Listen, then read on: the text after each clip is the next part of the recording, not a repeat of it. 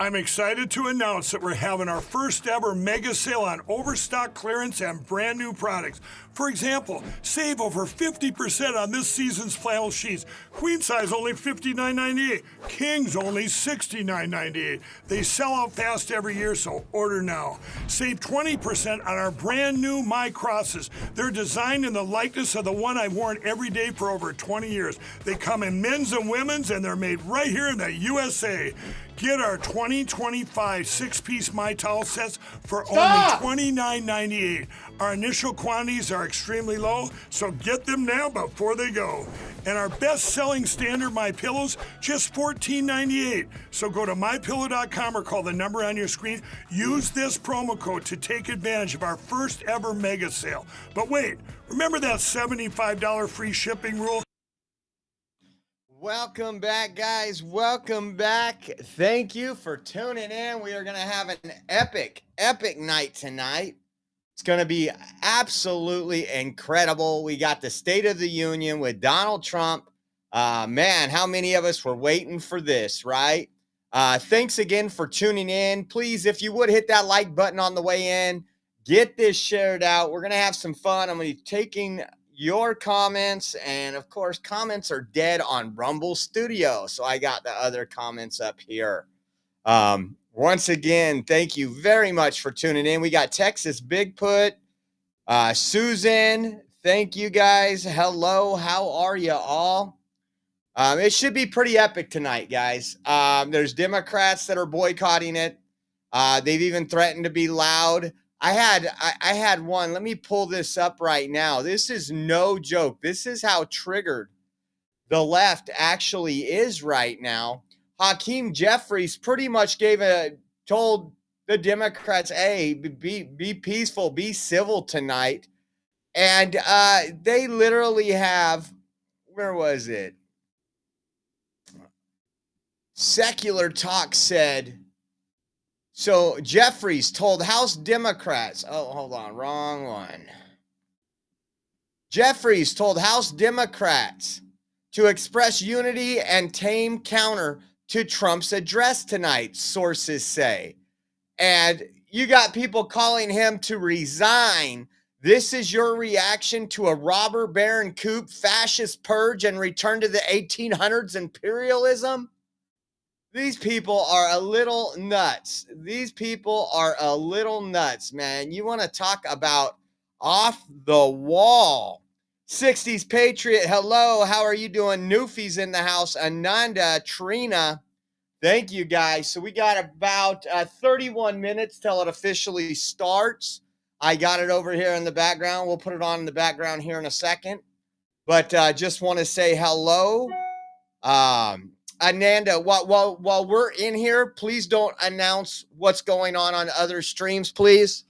I just, it's been a rule of ours for a long time, and it seems to be getting more and more common. And if it's something that you want me to announce, shoot me an email at oreoexpress@yahoo.com. Thank you so much.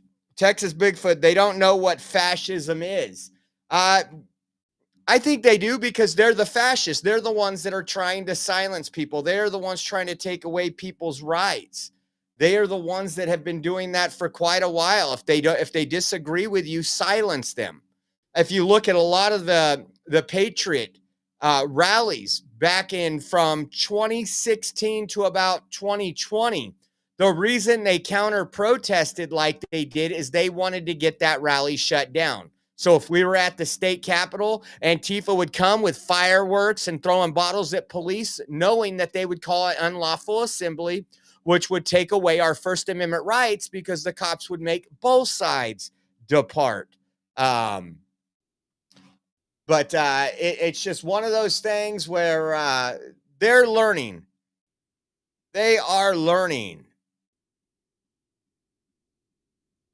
No, I got it, Ananda. Thank you very much. Yeah, I just, when we do that in the live, and then, so let's see what behind the scenes look like right now. We're not going to put any music to it, but you got Ted Cruz over there. They got outside the White House right now. So they're getting ready for all this. And I'm telling you right now that we covered earlier who the guest speakers would be. We told you that jihadist Ian Omar is actually, let me put this on where you can see that as well. Jihadist Ian Omar is actually bringing a federal employee that was fired from their job. Imagine that. Imagine that. You know, again, trying to tug at the heartstrings. Guess what? That federal employee was paid by me and you in a position that we don't need as a country. So let's get them in the private sector. How about that? Very common. Doesn't mean you hate anybody. Doesn't mean you want anybody to lose their jobs. I hope they will be patting down the Dems. Yeah, there was talk earlier about eggs, possibly from Democrats. I don't think that's going to happen. But Democrats is trying to cause so much division in this country. Democrats, again, want to destroy this night for Trump. And guess what? Trump owns the Dems. All 7 swing states. After a media hit job on him. 90-something% negative press coverage where they carried the water for Joe Biden and Kamala Harris. They have nothing left, guys. They have nothing left. Rob Wallace in the house. How you doing, Rob? Again, share this out. We are just probably about 27 minutes. I'm going to be reading your comments. I don't always get to your comments, but I want to be reading your comments, and we're going to be talking about what's going on here. Let me take this off the screen, and I'll just show you what some of the stuff is going on X with some of the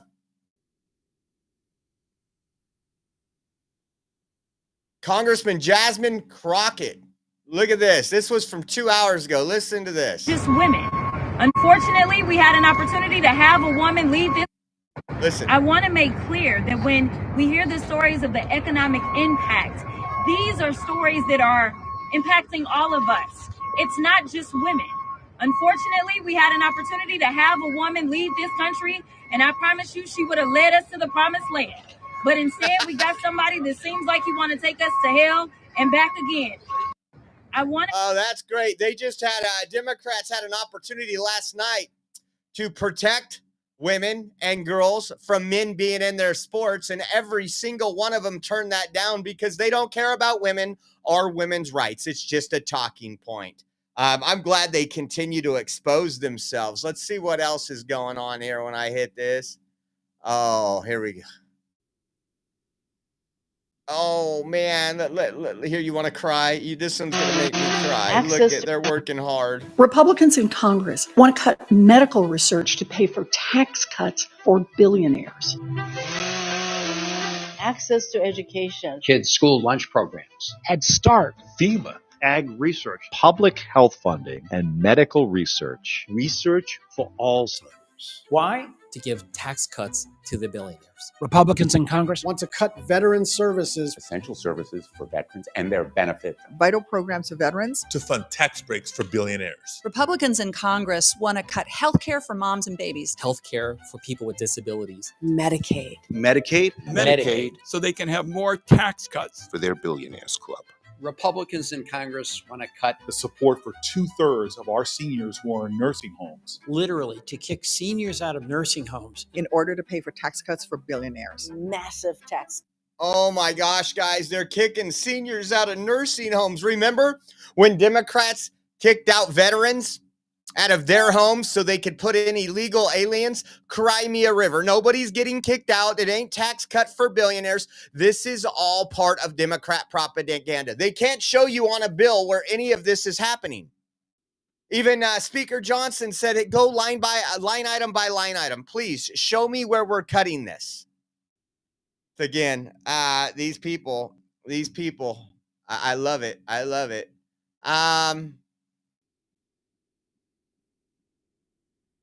Oh, you know what I wanted to talk about? And I am no financial expert. If any of you guys just look at stocks, you're just curious sometimes because of the economy. I want to predict something here. Obviously, the stock market's down right now because of tariffs. It'll go right back up when Mexico and Canada agrees when they budge a little on the fentanyl crossing the border and everything else, it'll shoot the stock market back up. So mark my words, grab a stock, and not a medical stock that you think of. I don't care if it's Rumble, Apple, whatever's down. Look at what's down over the last 24 hours and watch how it shoots up next week. Watch how it shoots up. It's time to buy. And I'm not giving you advice. I wish I had money to buy. Pete Buttigieg met with Chuck Schumer to discuss potential Senate bid. Doubling down on the chest feeder, the guy that thinks he can breastfeed a baby as a man. That's great stuff.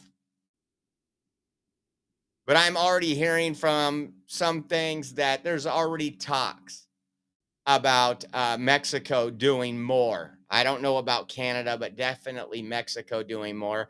We don't, again, they're ripping all the stuff off the store shelves that are American. And I put a post on X, and I just thought it was funny. I can't find one damn thing in this house that came from Canada. I can find stuff we bought from Mexico. I can find things we've bought from all across the world, Thailand, China, everywhere else. There is nothing. Someone says, you don't have any of that maple syrup. I do not have any maple syrup. I have maple syrup from the United States. But we'll see. We'll see how it goes.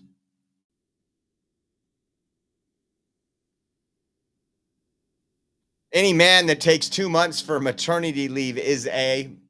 I know.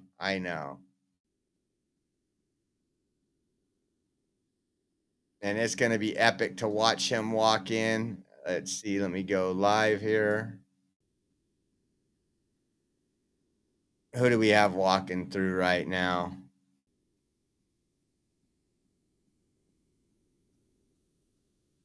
Wouldn't that be cool to be there, to be invited there, guys? I'll take it. And if you would, guys, this is where we are watching the address, Jeff. There you got JD Vance, Thune. You got Majority Leader over there.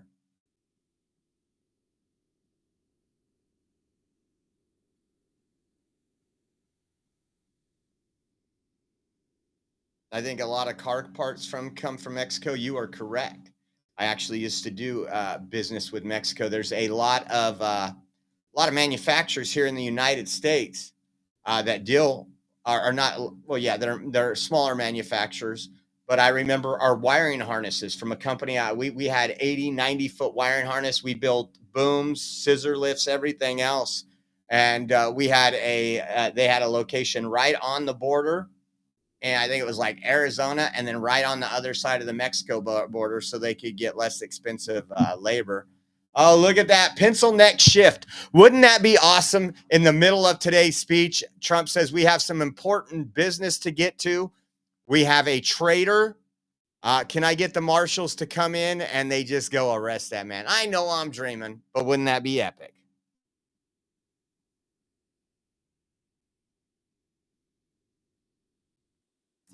So let's see, you got all these folks coming in. Absolutely going to be an epic night. I can't wait. I can't wait.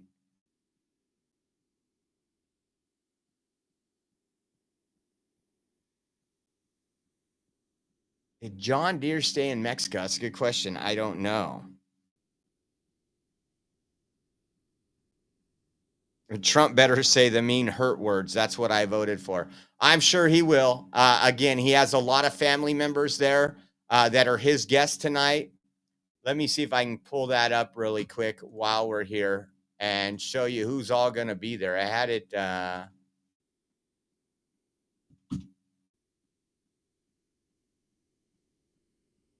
Had it up earlier just to give you an idea and to give you how this is going to be.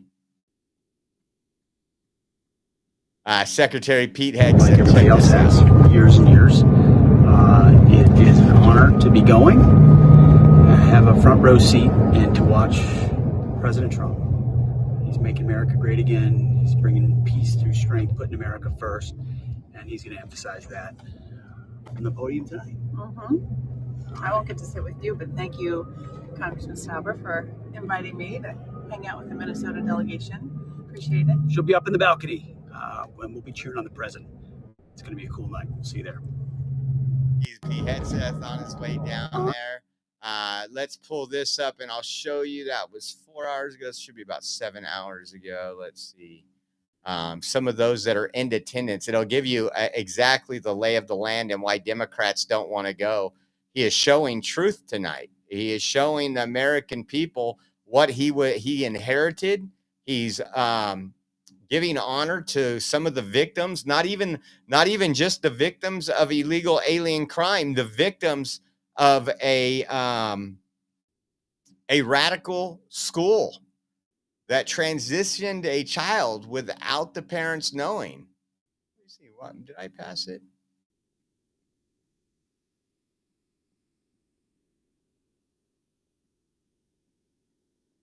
Let me see. I don't think I passed it.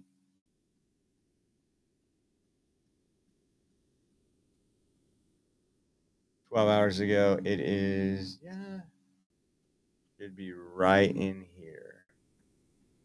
Unless they took it down because they didn't want people to know.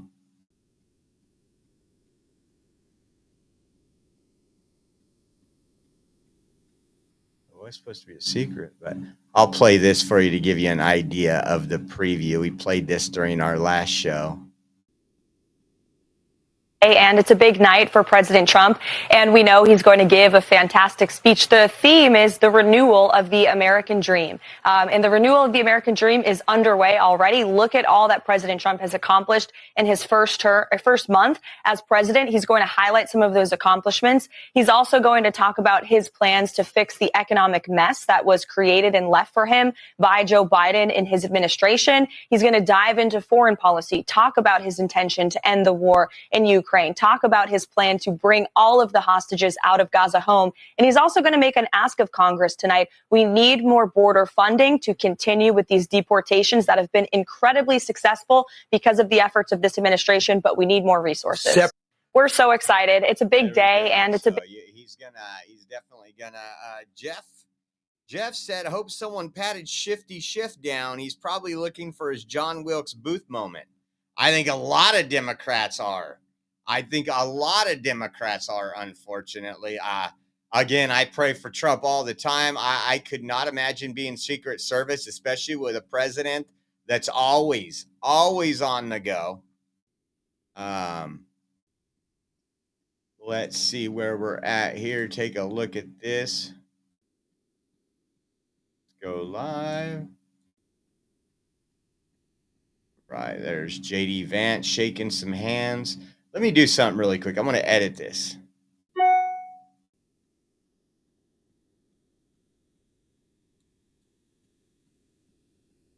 If it'll let me.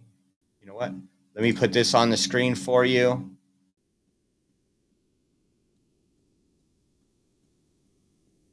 And while I do this sharing, I want to put my picture in a different place.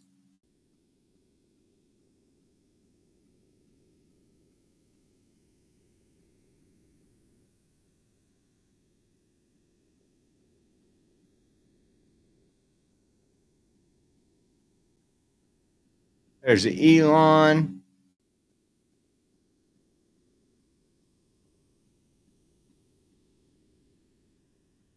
It will not let me do this. Let me do this. Let me add webcam.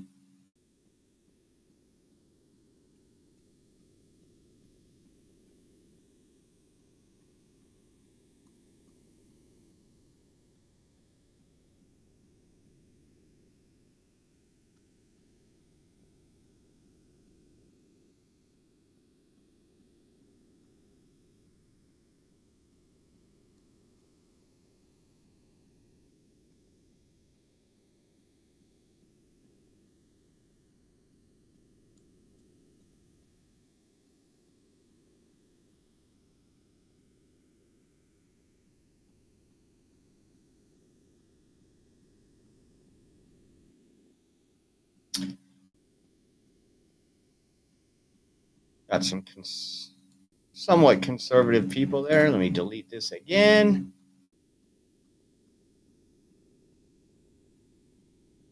Let me turn up the volume for you folks. To not just get money for deportations, but get money for a larger border security package.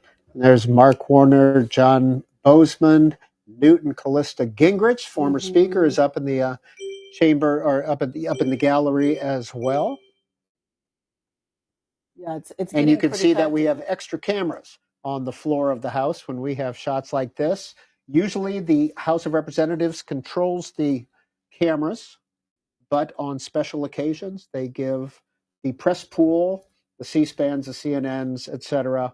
Like multiple speaker votes, for instance. Yes, right? we had there were several extra cameras, and of course there's Speaker Pelosi. It looks like a Ukraine-colored flag, or scarf in her hand, and Steny Hoyer with a Ukraine-designed or Ukraine colors tie.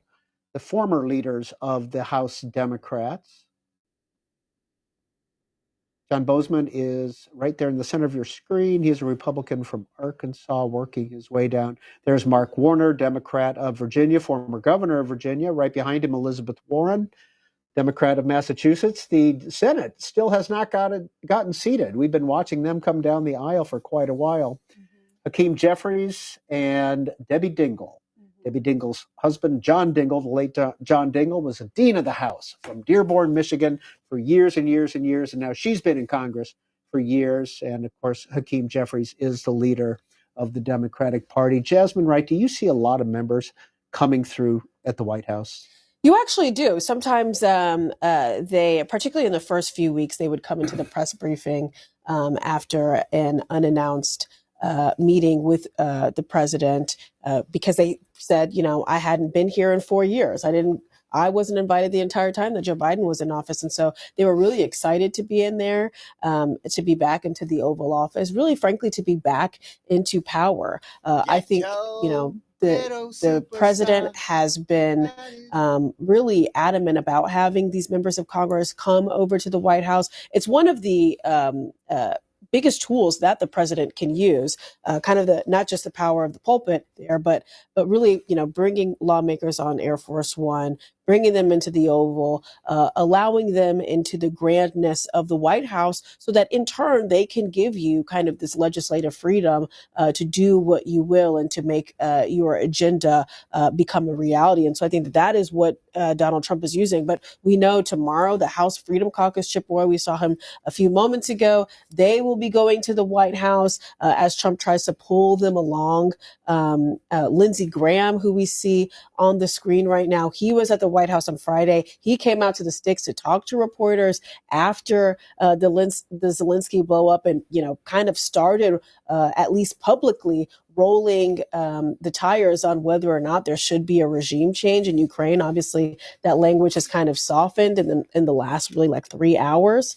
I believe that's Lisa Murkowski coming up on the screen. Is that looks like is that Senator Smith in front of her? Yes, Tina Tina Smith and Catherine Cortez Masto, and he was with Ben Ray Lujan from New Mexico. Lisa Murkowski was, yeah. Yes.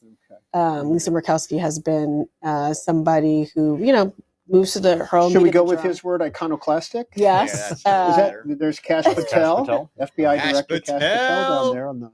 He's in the gallery. It looks like he's up in the gallery. There's Ivanka. That was Ivanka, I believe. Was that Ivanka? Yeah, I think that was okay. Ivanka. All right. And there's Mrs. Vance. Yep. And you can see the vice president and the speaker waiting for everything to happen. Just looking at the schedule that we were given ahead of time, it looks like they are running just a few minutes late, but all is well. And that's Tiffany. There's Tiffany Trump, I believe. Donald right Jr. behind her. Yeah, the whole family is up there. Hey, let's check in with Greta Bronner. Hi, Greta. Peter, you've pointed out a couple of members of the president's cabinet tonight. One you will not see is the Veterans Affairs Secretary, Doug Collins. He is the designated survivor tonight, per the White House official by CNN's Caitlin Collins reporting that the designated survivor skips out on these joint addresses, the State of the Unions, in case of a catastrophic event.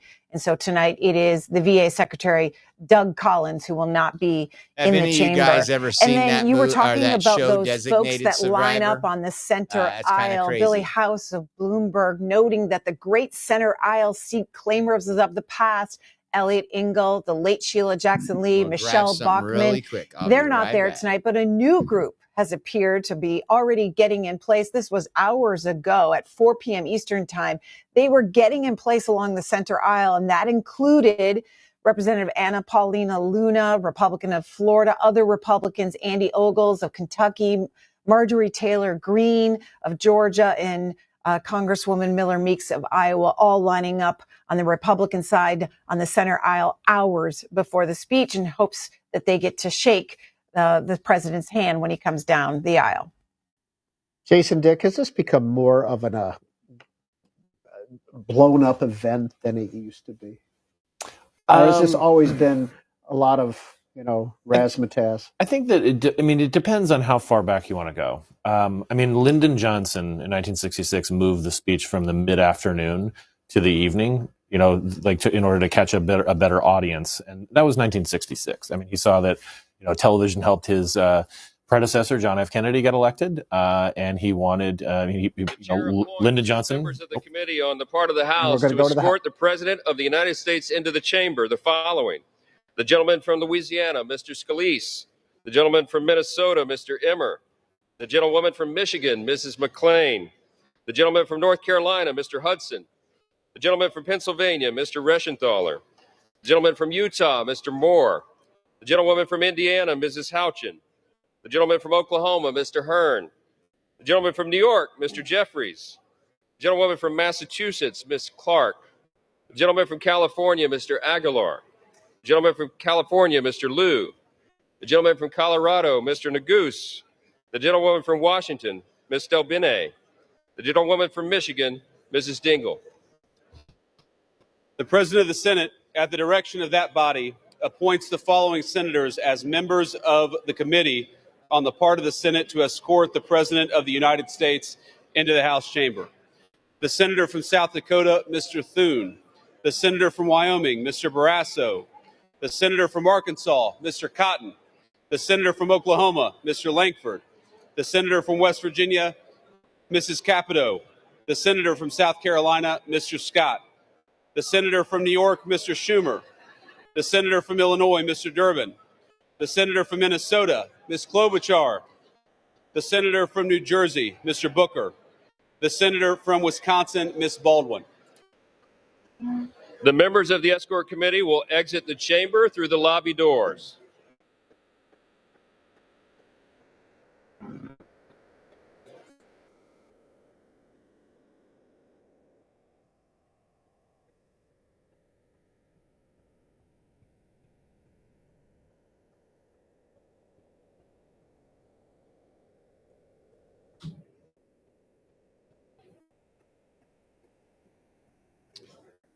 Who's excited in the chat? Who's excited in the chat?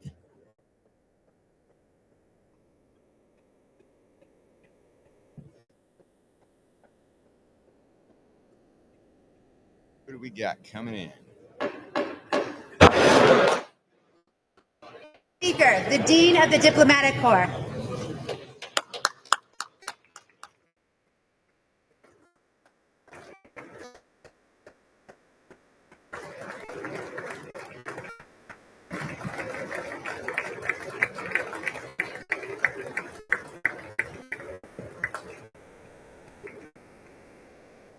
Jonathan Jackson.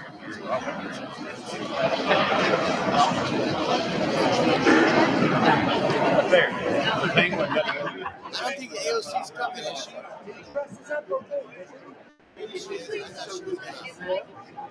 Not sure. My wife loves this race. I hate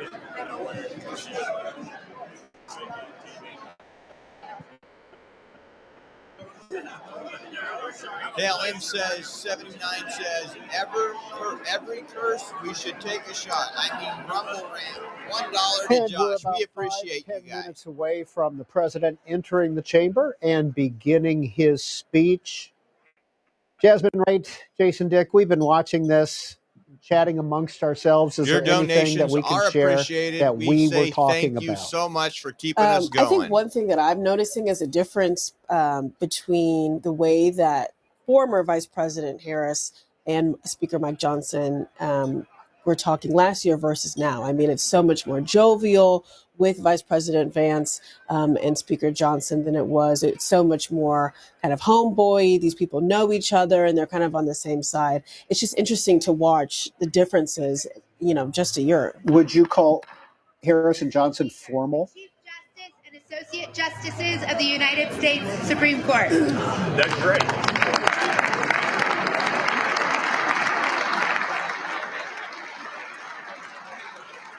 I wasn't eating my supper. I was sneaking a piece of cheesecake that was left over Sunday. But don't tell anybody because dinner is in about 45 minutes.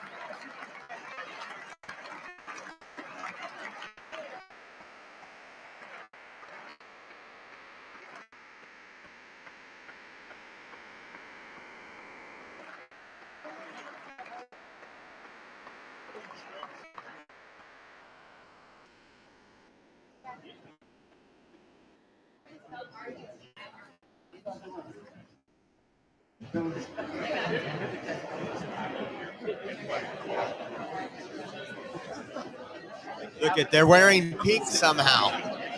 These are all the people that voted against keeping Jason men out of Dick, we were women's just sports. watching the Supreme The Court come in. hypocrites. We saw Justice Roberts, Kavanaugh, Barrett, Kagan, and we did not see Justices Brown, Jackson, Sotomayor, Alito, Gorsuch, Thomas.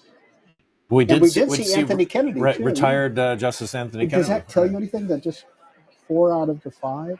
Or 4 out of the 9? Or So, I mean, Justice Alito has been skipping this for quite a few years after, you know, like sort of some of his motions and kind of mouthings kind of caught the cameras during one of Barack Obama's addresses. Thomas has also skipped quite a few lately. And, you know, it's not surprising to me because I do think that some people are feeling like that they don't have to be there. They've done this before. A lot of them have done this before, even for people who have, you know, are relatively new. But not necessarily, you don't see this necessarily as a protest by 2 of the Democratic appointed justices, Brown, Jackson, and Sotomayor. Sure it is a protest. And you can see Justice Roberts and Kagan. Yeah, I mean, you know, the Supreme The Court is a very nonpartisan tight judges, group. right? They're very close. They spend a lot of time around one another.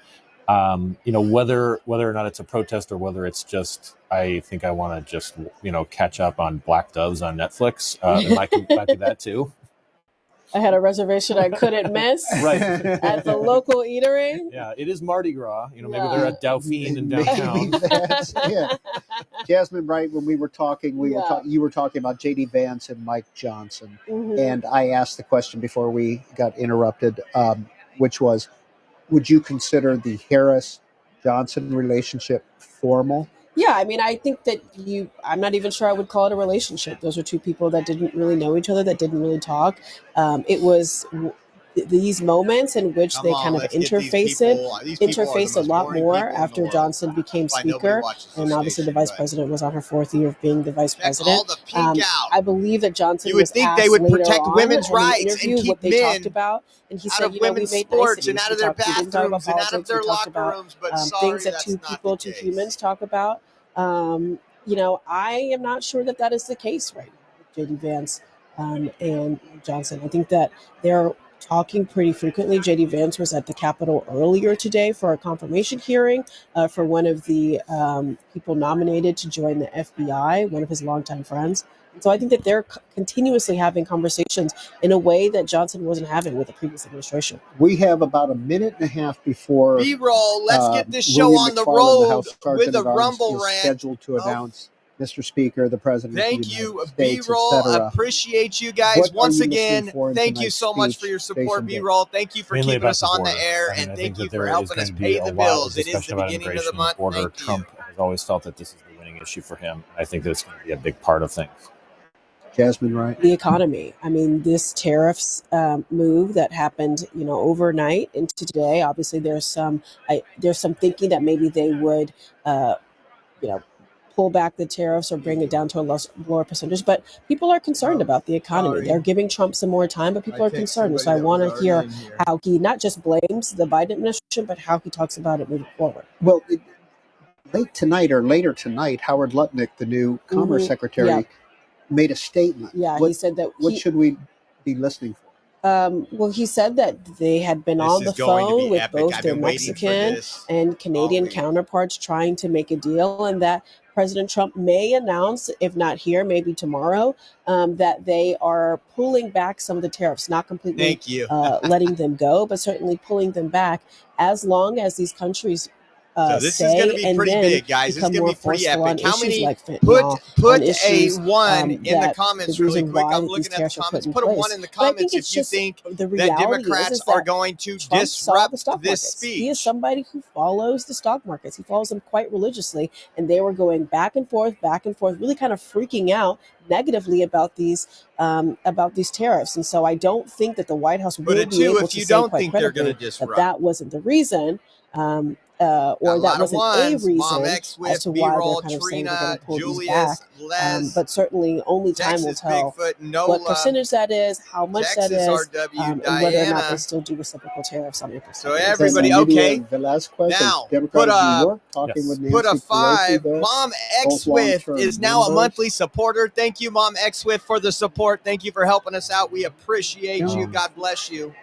Apologize Now for put not a 5. recognizing your face. Put a There are 5 62 in the new chat members of if you Congress. think they're going to Nearly stage 20% a of the Congress walkout. There is is- rumors that is, they're going to new. get up and walk And so out that's a during lot his of new speech members, when and it's I'm something they don't not quite like. So put a 5 in there. sure who I that think one that'll was. happen. we I had think pretty good batting record. both of those 80%, things will haven't happen. we? Oh, I think more than that. And Melania Trump, who was on Capitol Hill yesterday as well. A lot of people agree. Was that a surprise to you down at the White House? What's that up? Ha-ha's she came in the down? Here comes house. Mrs. Trump. Let Sitting them with walk, her Ha-ha guests. says. Greta Ah, gave look us at the her beautiful guests First earlier. Lady. They include some Class and elegance. revenge porn victims, the Comfort family that was the father was killed in Butler, Pennsylvania.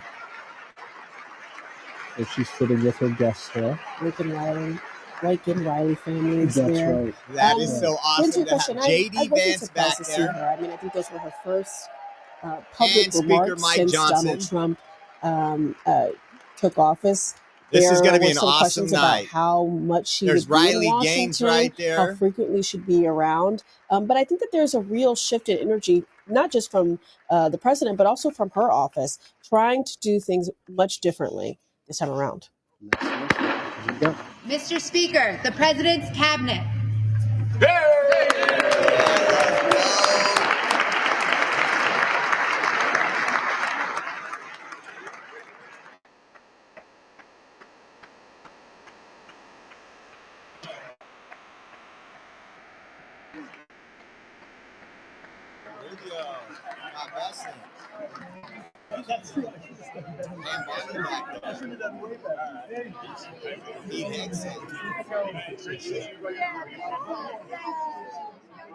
And now the cabinet is coming in. Secretary of State Rubio, Secretary of the Treasury Bissett.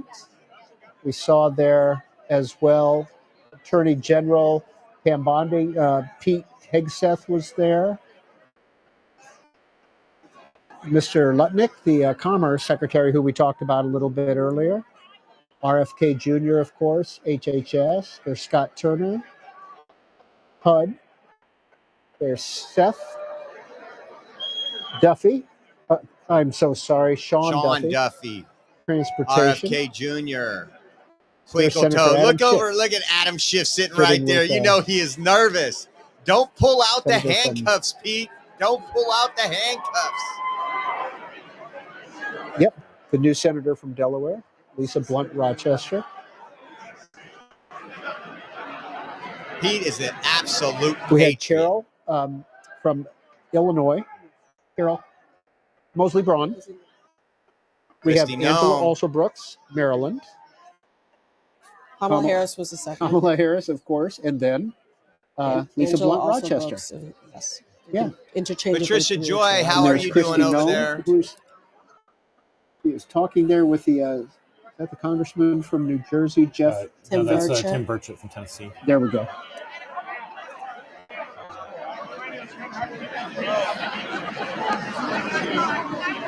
Is that Brooke Rollins, the Ag Secretary? Agriculture Secretary. Mhm. Yeah. Look at all the It's sort of Republicans odd all to have standing up something and like this excited, with- and all the there's so Democrats much sitting we're paying there attention to the fashion like they because just of, like, sucked some on of a the protests and lemon. so forth, having just done the Oscars 2 nights ago. I kept it PG-13.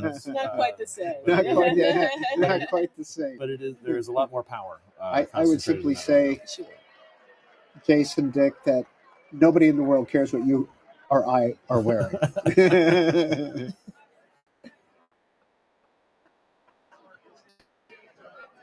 Last year, Joe Biden took at least a half hour to get out of the chamber. It was a moment for him politically. Well, it was that a moment. He boosted took a him. half hour That because he got rid needed of a some of the damn rumors walker. of mental decline, etc.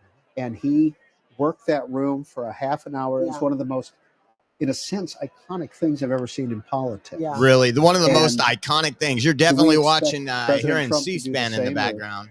I don't know. I don't know if He likes to chat. I don't know if President Trump will be there as long. I mean, in that span, Joe Biden had like 2 hot mic moments that went viral. I mean, he was there for forever. I don't know if you expect President Trump to be for that long, but the reality is that as I've talked to people close to him, he is enjoying this moment. He's happy to be back in the White House. He's happy to have a party that responds to him, that respects him.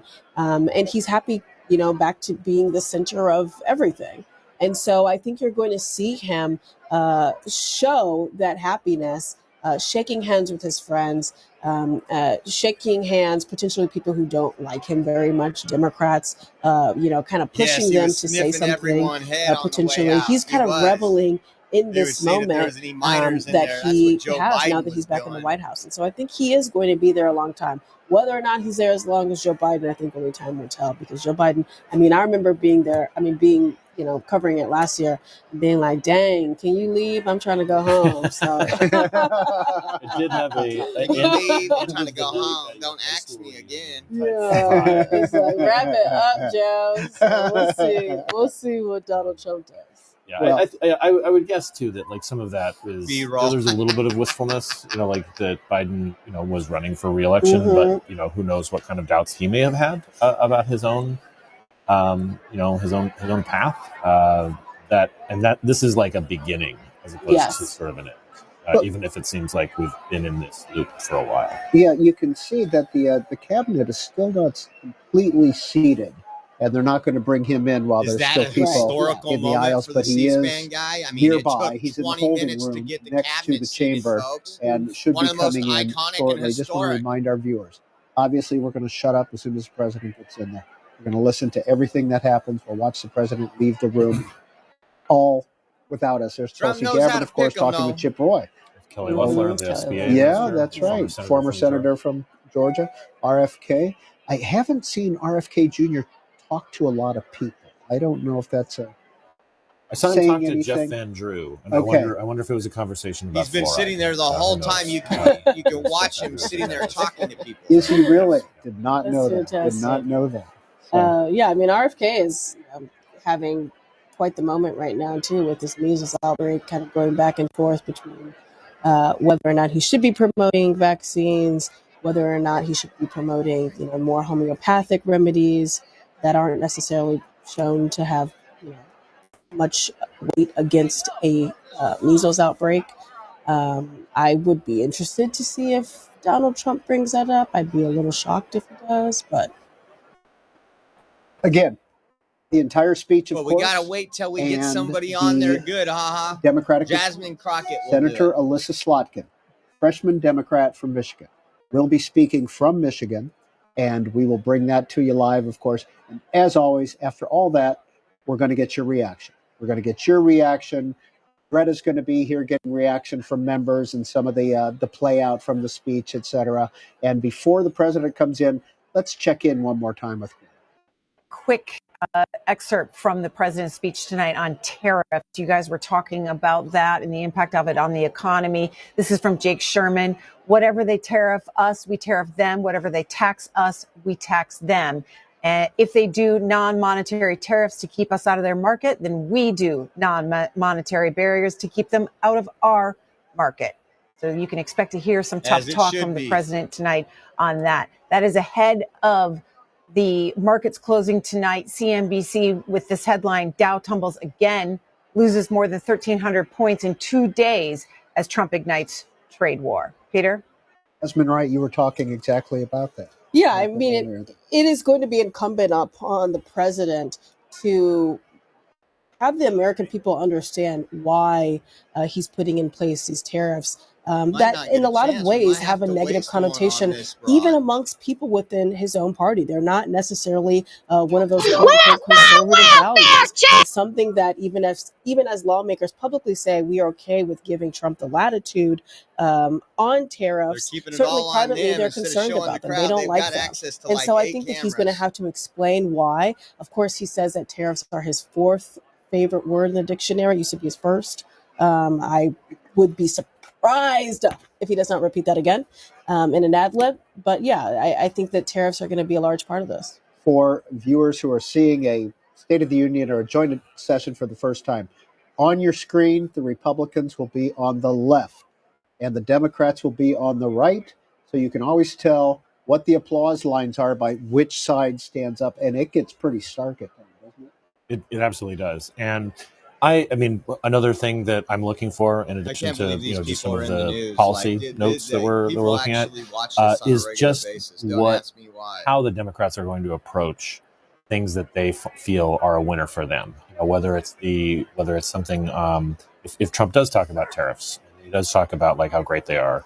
We're seeing, again, as Jasmine, the market does not like them. The Wall Street Journal editorial page doesn't like them.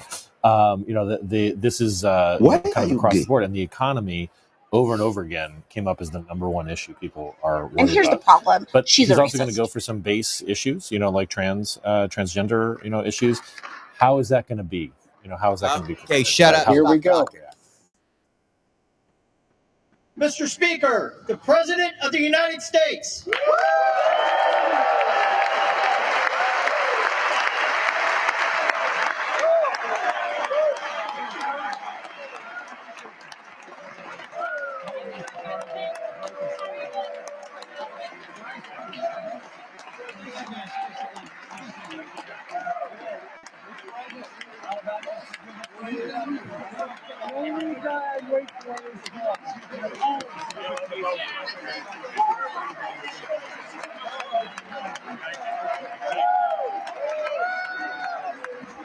Credits received.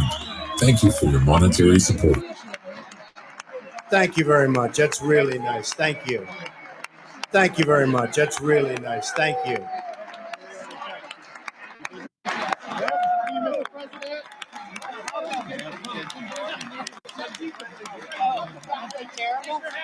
Look at her sign. It says this is not normal.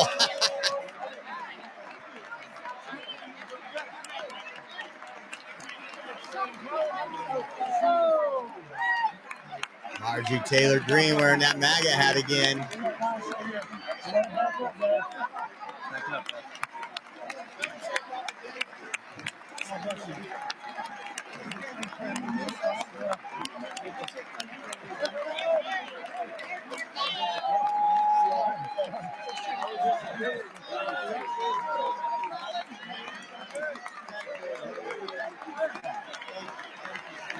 Audio's fine on my side.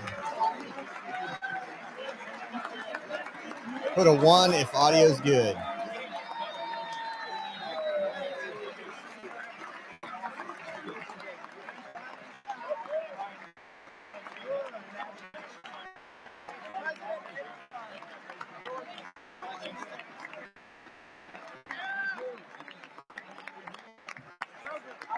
Thank you for the wands.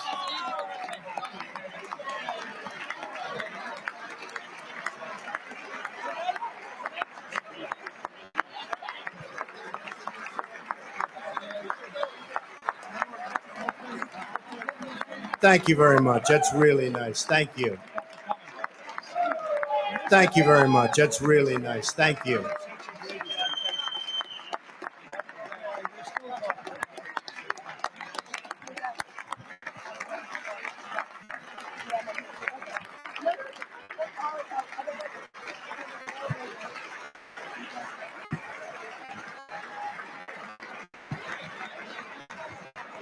Let me cover there.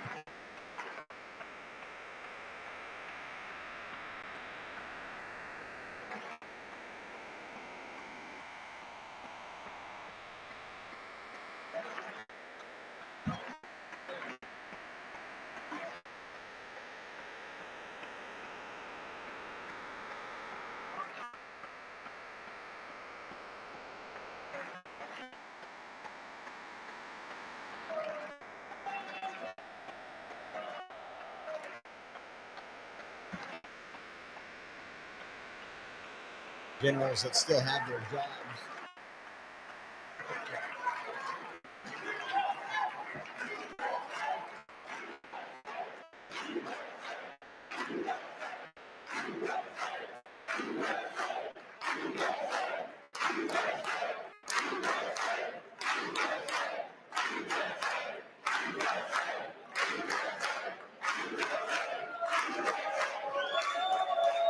I'm back, bitches.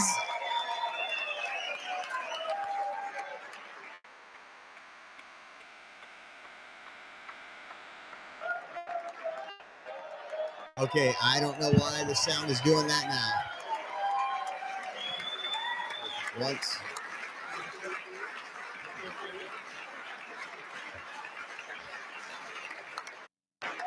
There we go. Let's restart.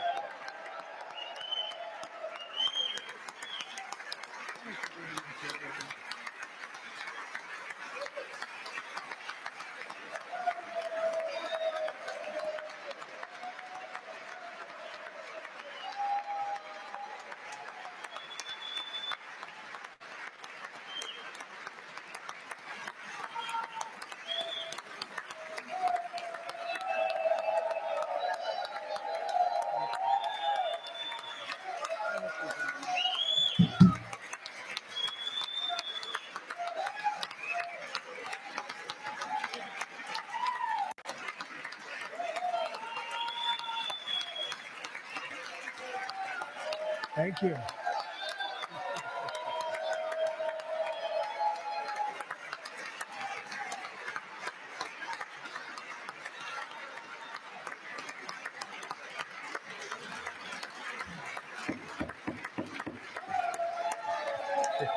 Thank you very much. Thank you very much. All the Democrats sit it down. It's a great honor. Thank you very much. Speaker Johnson, Vice President Vance, the First Lady of the United States,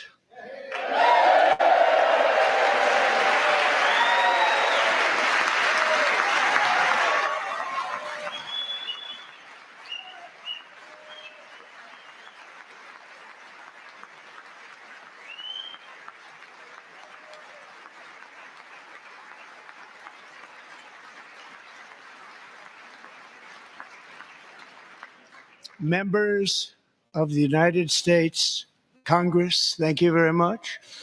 And to my fellow citizens, America is back.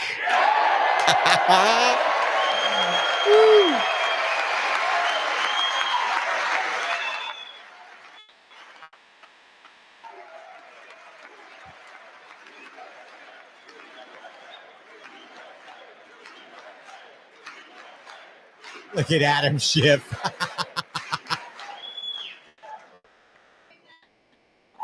Six weeks ago, I stood beneath the dome of this Capitol and proclaimed the dawn of the golden age of America.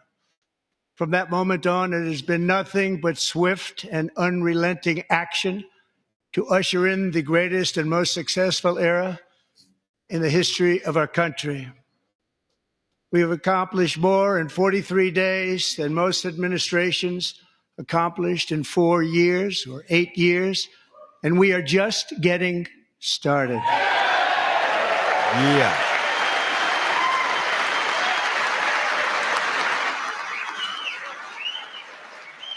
Elon!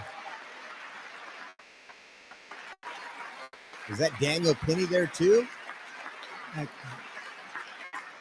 I return to this chamber tonight to report that America's momentum is back, our spirit is back, our pride is back, our confidence is back, and the American dream is surging bigger and better than ever before.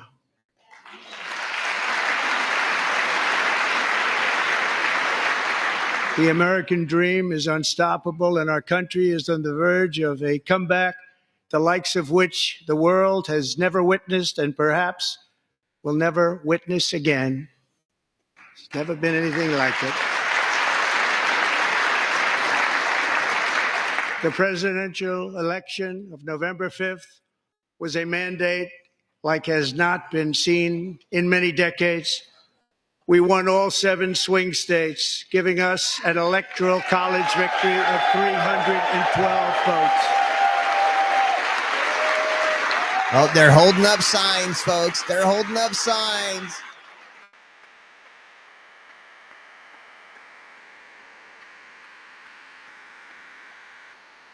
We won the popular vote by big numbers and won counties in our country. Listen, they're booing.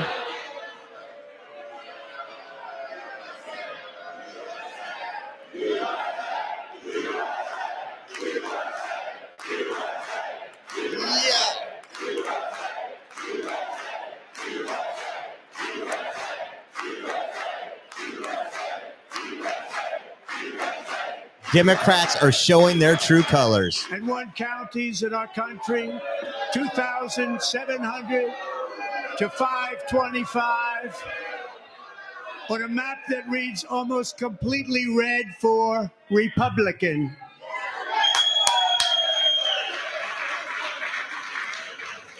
Now, for the first time in modern history, more Americans believe that our country is headed in the right direction than the wrong direction. In fact, it's an Wow, I can't believe they're doing this. 27-point swing, the most ever.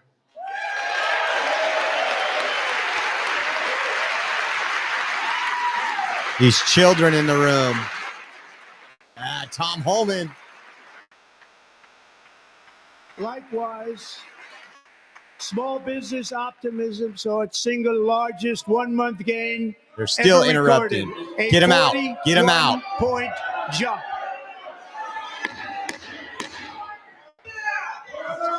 Members are directed to uphold and maintain decorum in the House and to cease any further disruptions. That's your warning.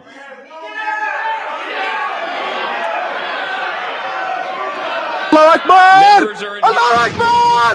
Allah Akbar! And the chair is prepared to direct the Sergeant at Arms to restore order to the joint session.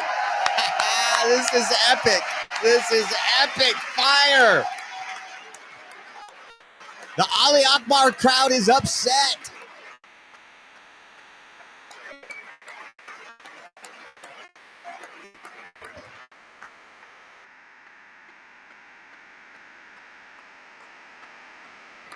Mr. Green, take your seat. Take your seat, sir. Take your seat. Take him out. Get his ass out. Finding that members continue to engage in willful and concerted disruption of proper decorum, the chair now directs the Sergeant at Arms to restore order. Yes, just like we're restoring America. From the chamber. Just like we're restoring America.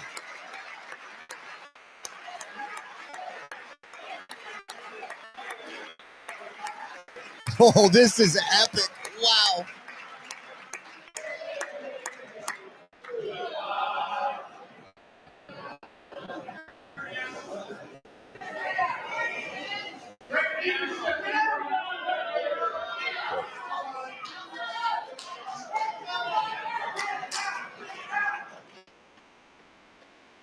Members are directed to uphold and maintain decorum in the House. Mr. President, you continue. Thank you. Over the past 6 weeks, I have signed nearly 100 executive orders and taken more than 400 executive actions, a record, to restore common sense, safety, optimism, and wealth all across our wonderful land. The people elected me to do the job, and I'm doing it.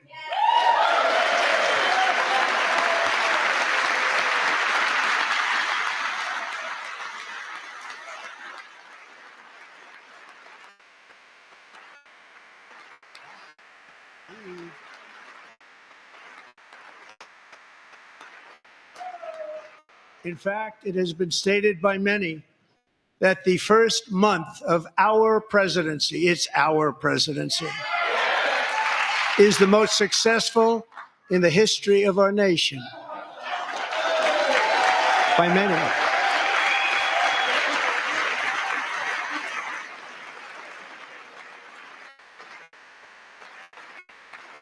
And what makes it even more impressive is that, do you know who number 2 is?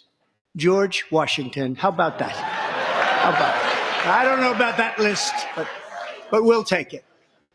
Within hours of taking the oath of office, I declared a national emergency on our southern border, and I deployed the U.S. military and Border Patrol to repel the invasion of our country. And what a job they've done. As a result, illegal border crossings last month were by far the lowest ever recorded, ever.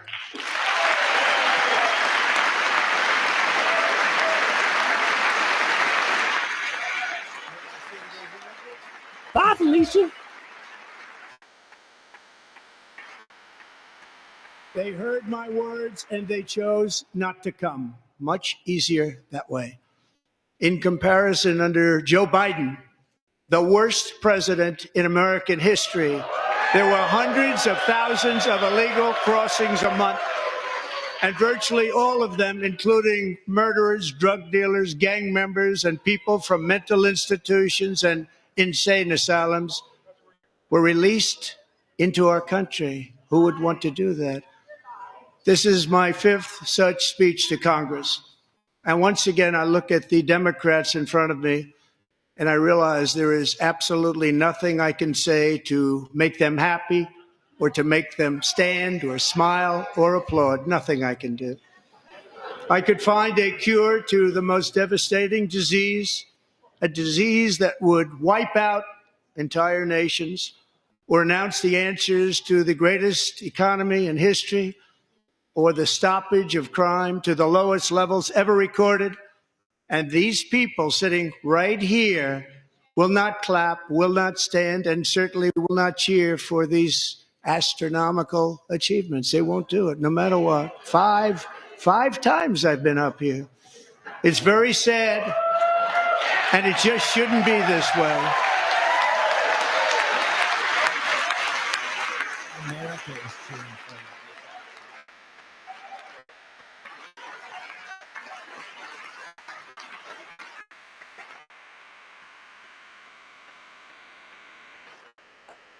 So Democrats sitting before me, for just this one night, why not join us in celebrating so many incredible wins for America? For the good of our nation, let's work together and let's truly make America great again.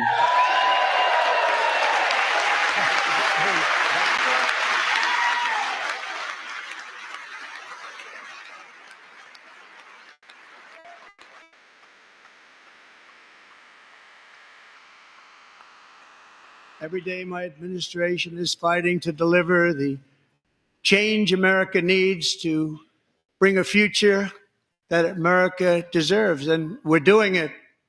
This is a time for big dreams and bold action.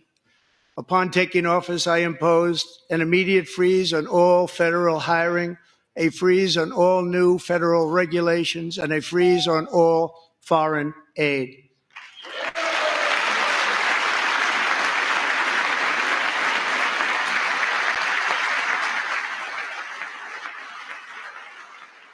I terminated the ridiculous Green New Scam. I withdrew from the unfair Paris Climate Accord, which was costing us trillions of dollars that other countries were not paying. I withdrew from the corrupt World Health Organization.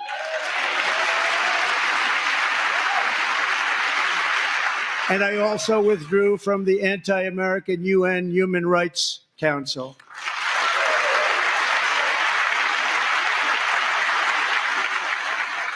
We ended all of Biden's environmental restrictions that were making our country far less safe and totally unaffordable. And importantly, we ended the last administration's insane electric vehicle mandate, saving our auto workers and companies from economic destruction.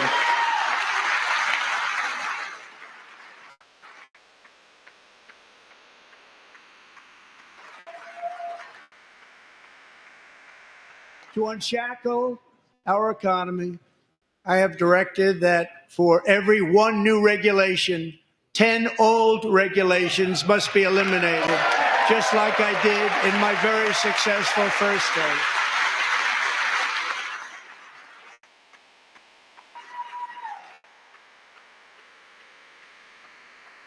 And in that first term, we set records on ending unnecessary rules and regulations like no other president had done before. We ordered all federal workers to return to the office. They will either show up for work in person or be removed from their job.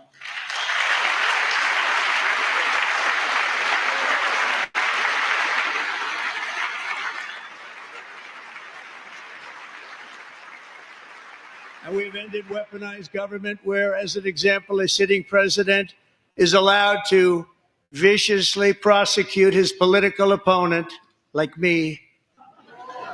How did that work out? Not too good. Not too good.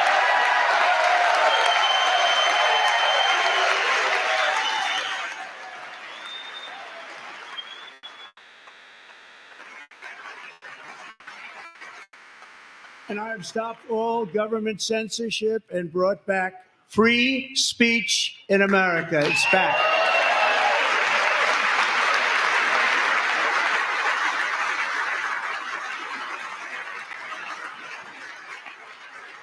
And 2 days ago, I signed an order making English the official language of the United States of America.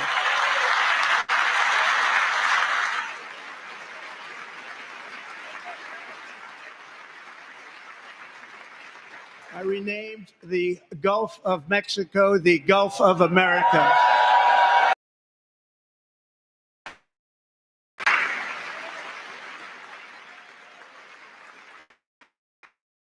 And likewise, I renamed for a great president, William McKinley, Mount McKinley again. Beautiful Alaska. We love Alaska. We've ended the tyranny of so-called diversity, equity, and inclusion policies all across the entire federal government and indeed the private sector and our military. And Allah Akbar! Allah Akbar! Allah Akbar!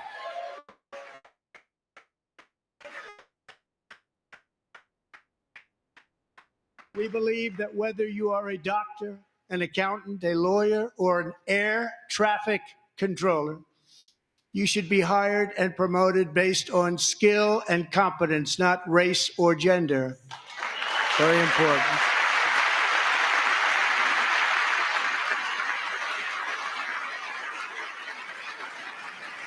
You should be hired based on merit. And the Supreme Court, in a brave and very powerful decision, has allowed us to do so. Thank you. Thank you very much. Thank you. We have removed the poison of critical race theory from our public schools, and I signed an order making it the official policy of the United States government that there are only two genders, male and female.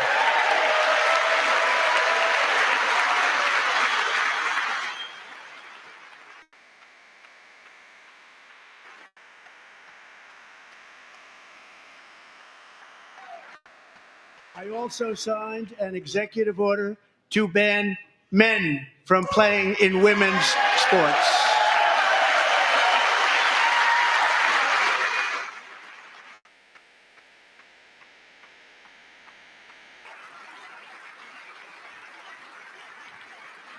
Three years ago, Peyton McNabb was an all-star high school athlete, one of the best, preparing for a future in college sports.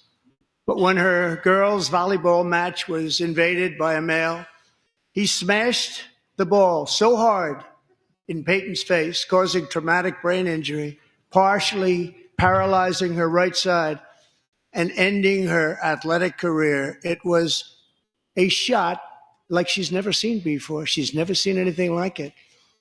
Peyton is here tonight in the gallery, and Peyton, from now on, schools will kick the men off the girls' team, or they will lose all federal funding.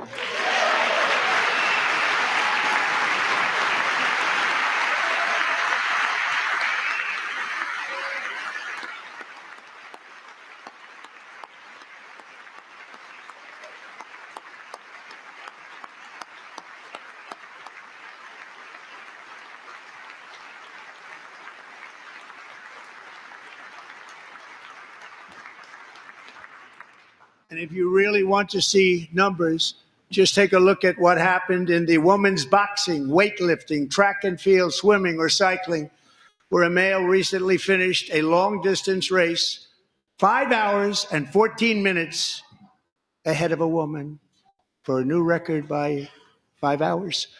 Broke the record by 5 hours. It's demeaning for women, and it's very bad for our country. We're not going to put up with it any longer.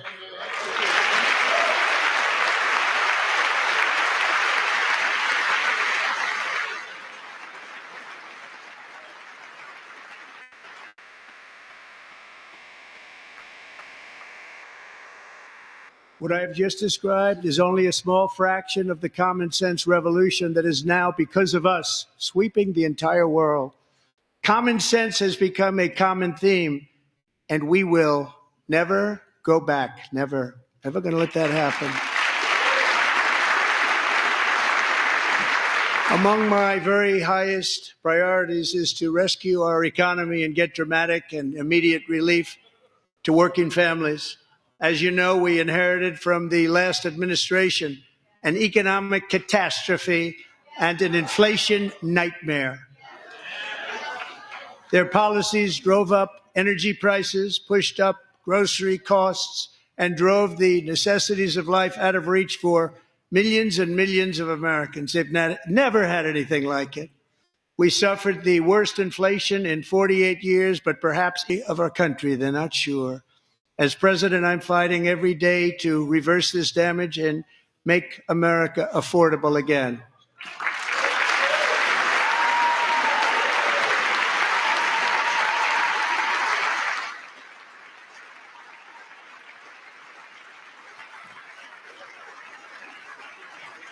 Joe Biden especially let the price of eggs get out of control.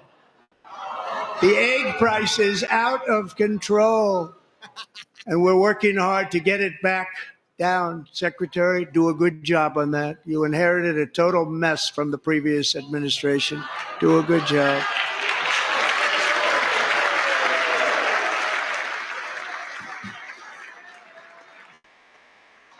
Look at they're leaving with their resist shirts on. To defeat inflation is rapidly reducing the cost of energy.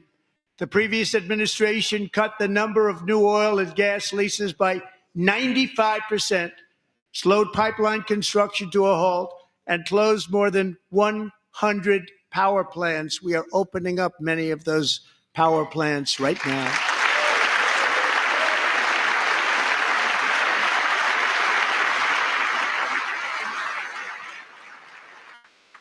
And frankly, we have never seen anything like it. That's why on my first day in office, I declared a national energy emergency. As you've heard me say many times, we have more liquid gold under our feet than any nation on earth, and by far. And now I fully authorize the most talented team ever assembled to go and get it. It's called Drill, Baby, Drill.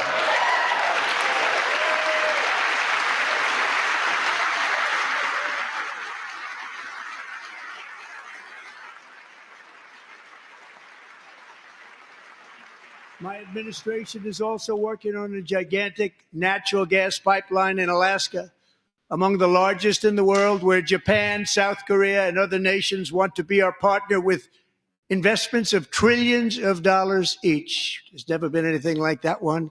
It will be truly spectacular. It's all set to go. The permitting is gotten. And later this week, I will also take historic action to dramatically expand production of critical minerals and rare earths here in the USA.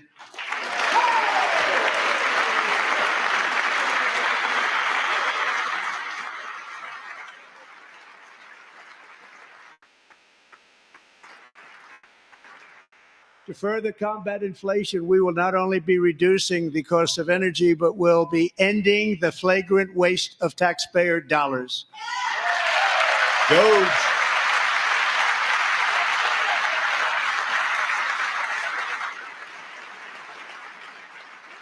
And to that end, I have created the brand new Department of Government Efficiency, DOGE. Perhaps you've heard of it. Perhaps.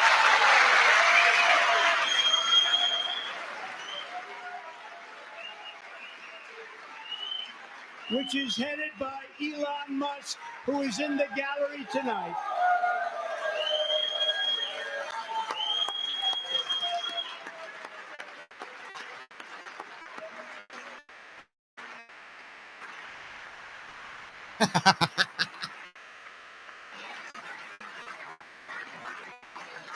Thank you, Elon. He's working very hard. He didn't need this. He didn't need this.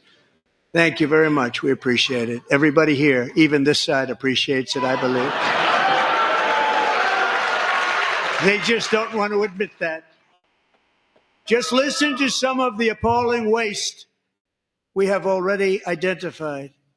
$22 billion from HHS to provide free housing and cars for illegal aliens. $45 million for diversity, equity, and inclusion scholarships in Burma. $40 million to improve the social and economic inclusion of sedentary migrants. Nobody knows what that is.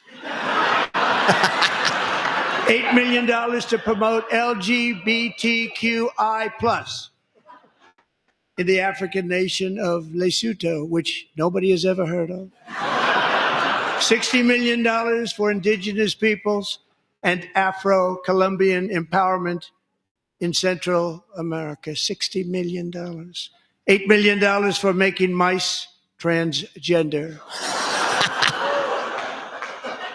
This is real. $32 million for a left-wing propaganda operation in Moldova. $10 million for male circumcision in Mozambique. $20 million for the Arab Sesame Street in the Middle East. It's a program. $20 million for a program. $1.9 billion to recently created Decarbonization of Homes Committee, headed up, and we know she's involved. Just at the last moment, the money was passed over by a woman named Stacey Abrams. Have you ever heard of her? Ooh. A $3.5 million consulting contract for lavish fish monitoring. $1.5 million for voter confidence in Liberia. $14 million for social cohesion in Mali. $59 million for illegal alien hotel rooms in New York City. He's a real estate developer. He's done very well. $250,000 to increase vegan local climate action innovation in Zambia. $42 million for social and behavior change in Uganda. $14 million for improving public procurement in Serbia. $47 million for improving learning outcomes in Asia. Asia's doing very well with learning. You know what we're doing. should use it ourselves. And $101 million for DEI contracts at the Department of Education, the most ever paid, nothing even like it. Under the Trump administration, all of these scams, and they're far worse, but I didn't think it was appropriate to talk about them. They're so bad. Many more have been found out and exposed and swiftly terminated by a group of very intelligent, mostly young people, headed up by Elon, and we appreciate it. We found hundreds of billions of dollars of fraud.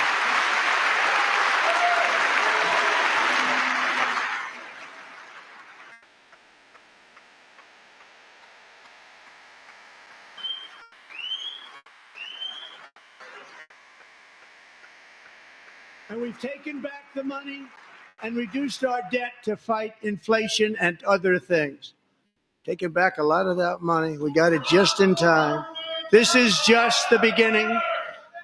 The Government Accountability Office, a federal government office, has estimated annual fraud of over $500 billion in our nation, and we are working very hard to stop it. We're going to. We're also identifying shocking levels of incompetence and probable fraud in the Social Security program for our seniors, and that our seniors and people that we love rely on.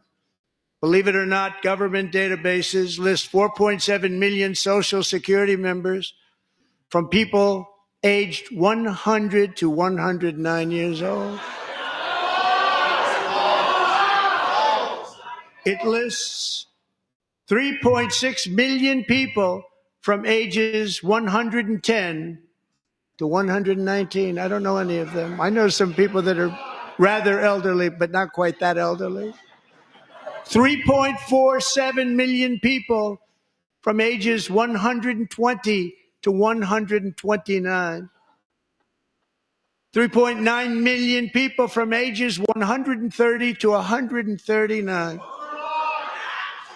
3.5 million people from ages 140 to 149. And money is being paid to many of them. And we're searching right now. In fact, Pam, good luck. Good luck. You're going to find it. But a lot of money is paid out to people because it just keeps getting paid, and nobody does. And it really hurts Social Security and hurts our country. 1.3 million people from ages 150 to 159, and over 130,000 people, according to the Social Security databases, are age over 160 years old. We have a healthier country than I thought, Bobby.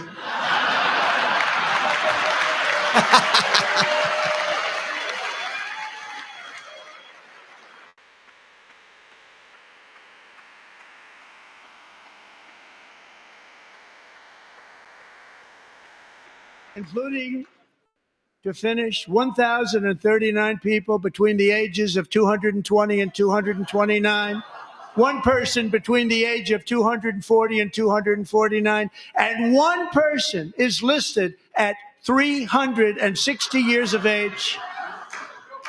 More than 100 years older than our country. But we're going to find out where that money's going. And it's not going to be pretty. By slashing all of the fraud, waste, and theft we can find, we will defeat inflation, bring down mortgage rates, lower car payments and grocery prices, protect our seniors, and put more money in the pockets of American families.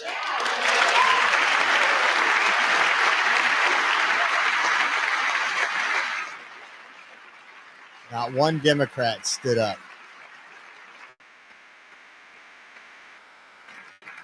And today, interest rates took a beautiful drop, big, beautiful drop. It's about time. And in the near future, I want to do what has not been done in 24 years, balance the federal budget. We're going to balance it.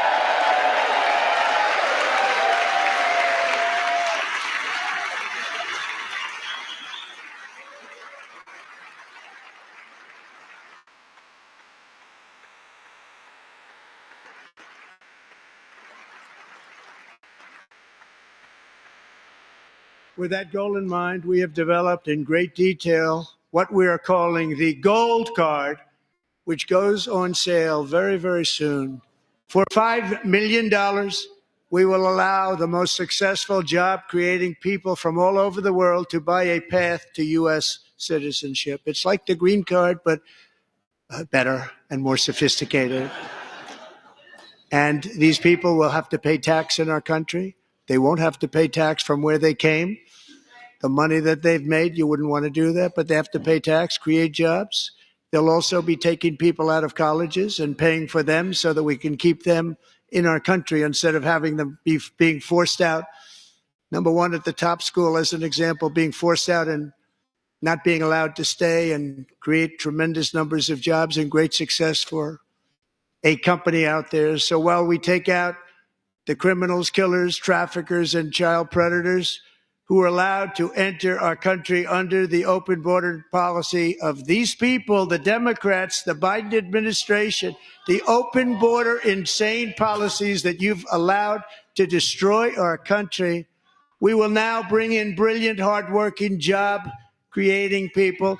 They're going to pay a lot of money, and we're going to reduce our debt with that money.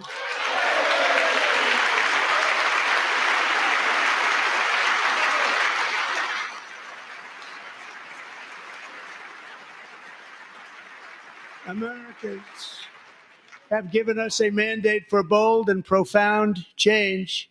For nearly 100 years, the federal bureaucracy has grown until it has crushed our freedoms, ballooned our deficits, and held back America's potential in every possible way. The nation founded by pioneers and risk takers now drowns under millions and millions of pages of regulations and debt. Approvals that should take 10 days to get instead take 10 years, 15 years, and even 20 years before you're rejected. Meanwhile, we have hundreds of thousands of federal workers who have not been showing up to work. My administration will reclaim power from this unaccountable bureaucracy, and we will restore true democracy to America again. Epic. Epic.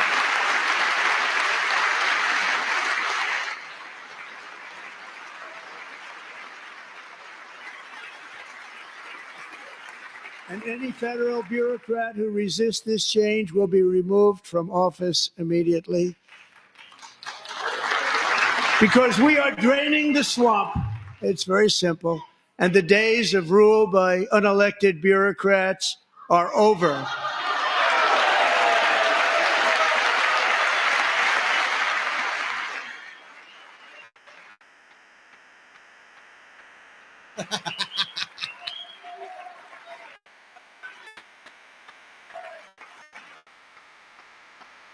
And the next phase of our plan to deliver the greatest economy in history is for this Congress to pass tax cuts for everybody. They're in there. They're waiting for you to vote. And I'm sure that the people on my right, I don't mean the Republican right, but my right here, I'm sure you're going to vote for those tax cuts, because otherwise I don't believe the people will ever vote you into office. So I'm doing you a big favor by telling you that. But I know this group is going to be voting for the tax.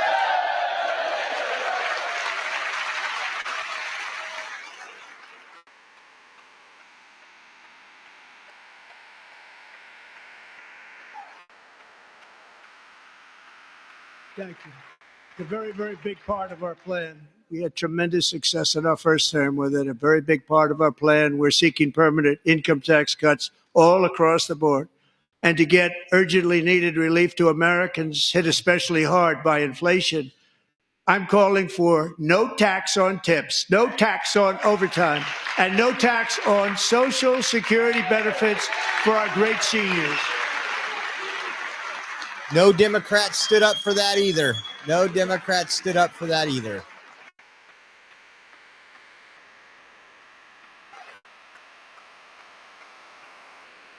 Oh. And I also Another jihadist. want to make interest payments on car loans tax deductible, but only if the car is made in America.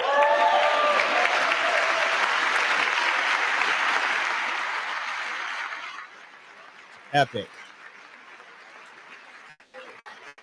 And by the way, we're going to have growth in the auto industry like nobody's ever seen. Plants are opening up all over the place. Deals are being made. Never seen. That's a combination of the election win and tariffs. It's a beautiful word, isn't it? That, along with our other policies, will allow our auto industry to absolutely boom. It's going to boom. Spoke to the majors today, all three, the top people, and they're so excited. In fact, already numerous car companies have announced that they will be building massive automobile plants in America, with Honda just announcing a new plant in Indiana, one of the largest anywhere in the world.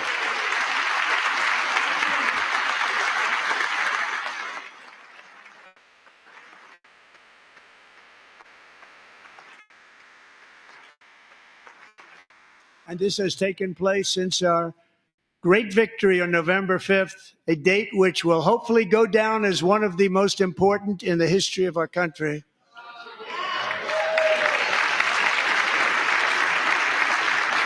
In addition, as part of our tax cuts, we want to cut taxes on domestic production and all manufacturing.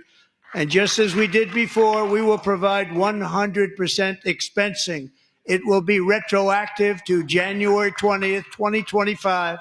And it was one of the main reasons why our tax cuts were so successful in our first term, giving us the most successful economy in the history of our country. First term. We had a great first term.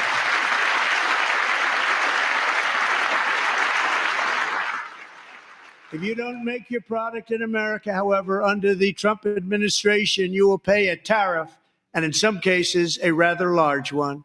Other countries have used tariffs against us for decades, and now it's our turn to start using them against those other countries. On average, the European Union, China, Brazil, India, Mexico, and Canada, have you heard of them? And countless other nations charge us tremendously higher tariffs than we charge them. It's very unfair. India charges us auto tariffs higher than 100%. China's average tariff on our products is twice what we charge them. And South Korea's average tariff is 4 times higher. Think of that, 4 times higher.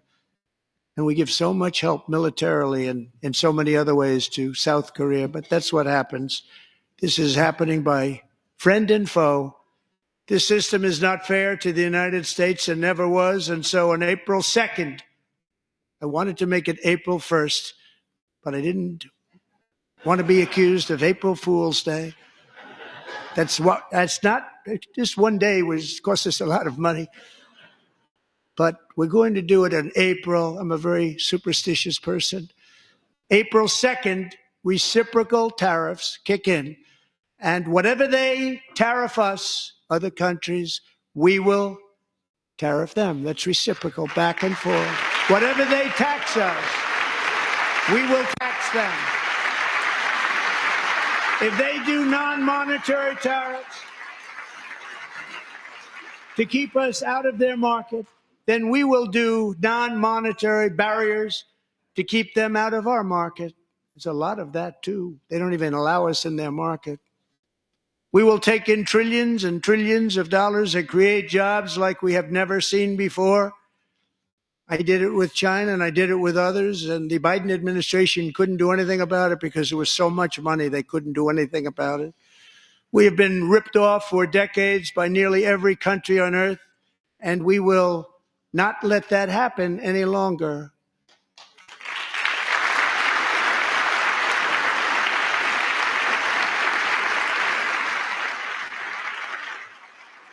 Much has been said over the last 3 months about Mexico and Canada, but we have very large deficits with both of them. But even more importantly, they've allowed fentanyl to come into our country at levels never seen before, killing hundreds of thousands of our citizens and many very young, beautiful people, destroying families.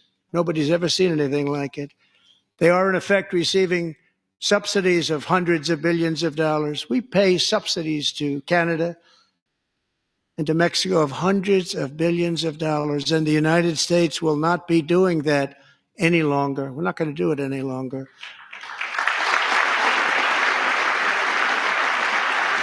Thanks to our America First policies we're putting into place, we have had $1.7 trillion of new investment in America in just the past few weeks.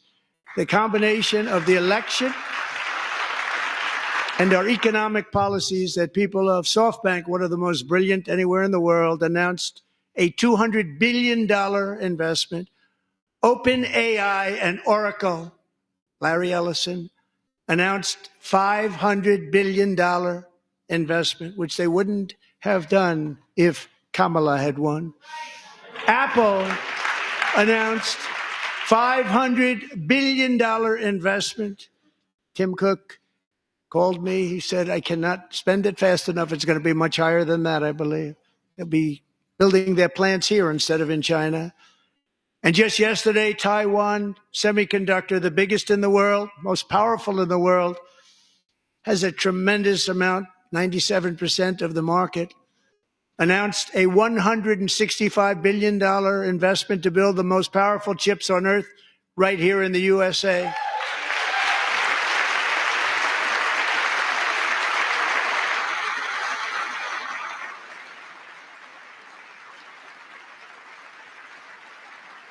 And we're not giving them any money. Your CHIPS Act is a horrible, horrible thing. We give hundreds of billions of dollars, and it doesn't mean a thing. They take our money and they don't spend it. All that meant to them, we're giving them no money. All that was important to them was they didn't want to pay the tariffs, so they came and they're building, and many other companies are coming. We don't have to give them money. We just want to protect our businesses and our people. And they will come because they won't have to pay tariffs if they build in America. So it's very amazing. You should get rid of the CHIP Act, and whatever's left over, Mr. Speaker, you should use it to reduce debt or any other reason you want to.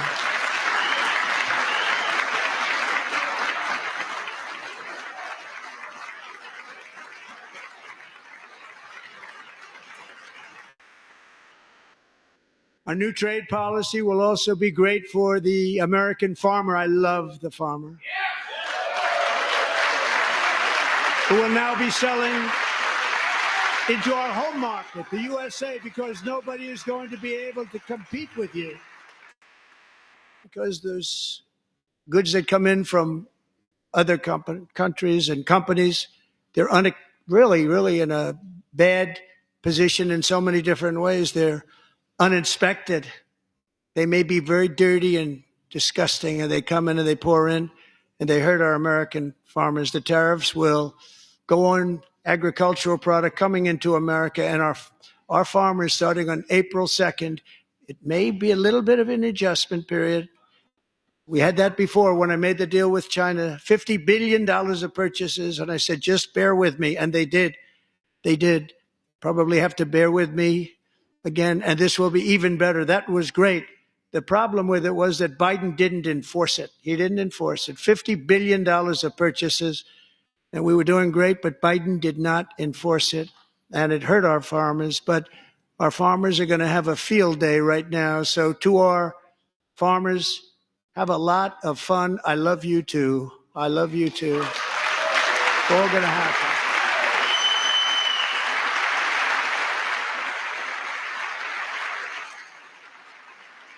And I have also imposed a 25% tariff on foreign aluminum, copper, lumber, and steel, because if we don't have, as an example, steel and lots of other things, we don't have a military, and frankly, we just won't have a country very long.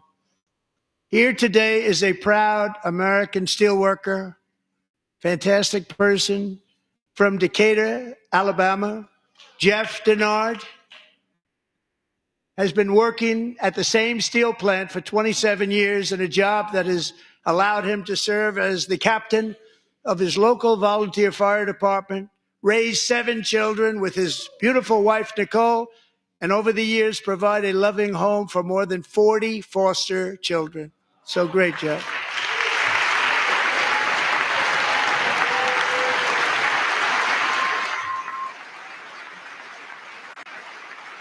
Thank you, Jeff. Thank you, Jeff.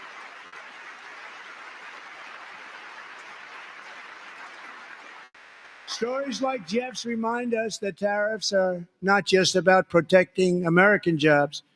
They're about protecting the soul of our country.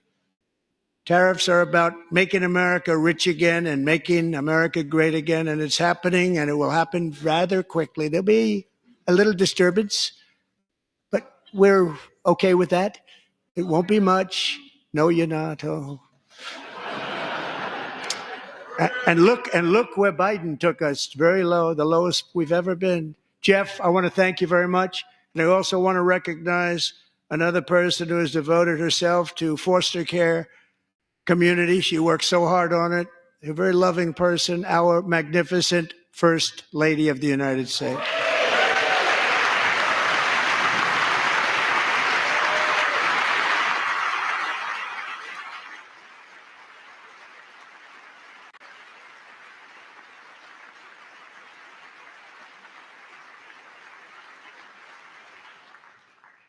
Melania's work has yielded incredible results, helping prepare our nation's future leaders as they enter the workforce.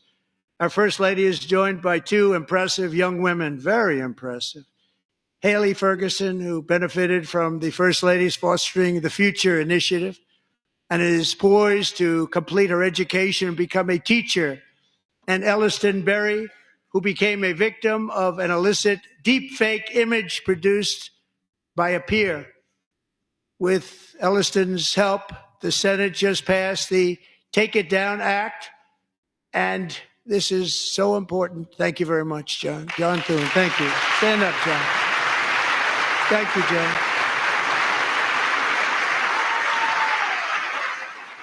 Thank you all very much.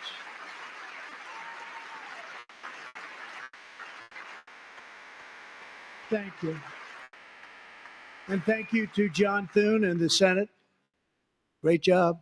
To criminalize the publication of such images online is terrible, terrible thing. And once it passes the House, I look forward to signing that bill into law. Thank you. And I'm going to use that bill for myself, too, if you don't mind. Because nobody gets treated worse than I do online. Nobody. That's great. Thank you very much to the Senate. Thank you. But if we truly care about protecting Americans' children, no step is more crucial than securing America's borders. Over the past 4 years, 21 million people poured into the United States. Many of them were murderers, human traffickers, gang members, and other criminals from the streets of dangerous cities all throughout the world. Because of Joe Biden's insane and very dangerous open border policies, they are now strongly embedded in our country, but we are getting them out and getting them out fast.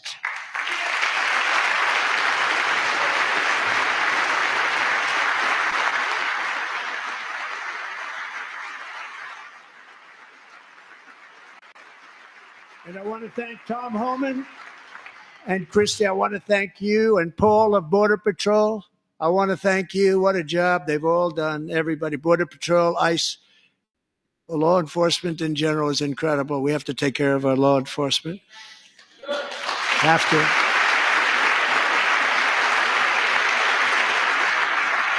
Last year,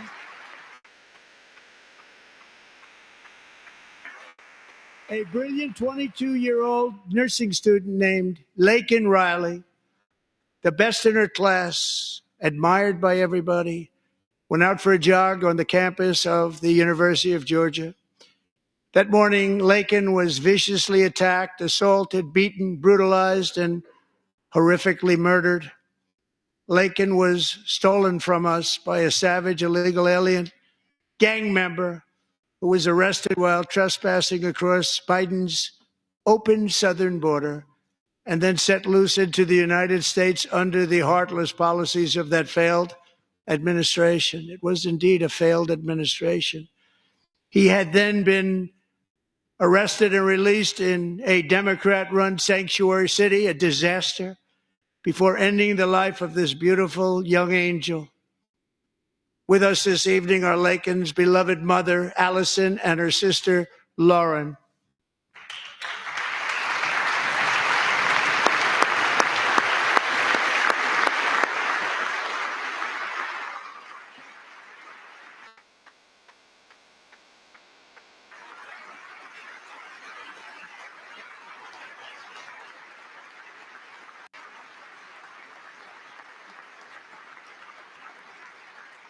Last year, I told Laken's grieving parents that we would ensure their daughter would not have died in vain.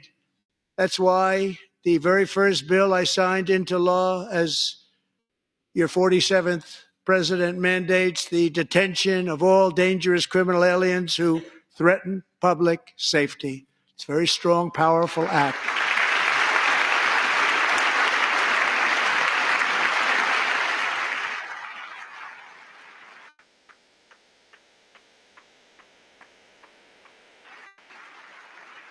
It's called the Laken-Riley Act. So Allison and Lauren, America will never, ever forget our beautiful Laken Hope Riley.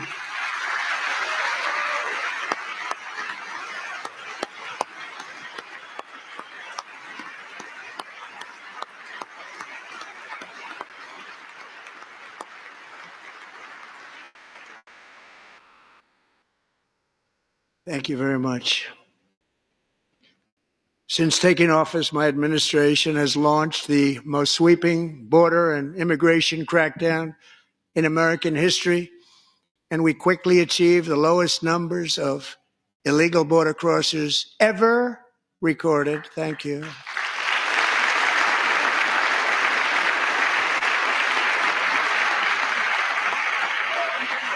Look at Democrats won't even stand for that.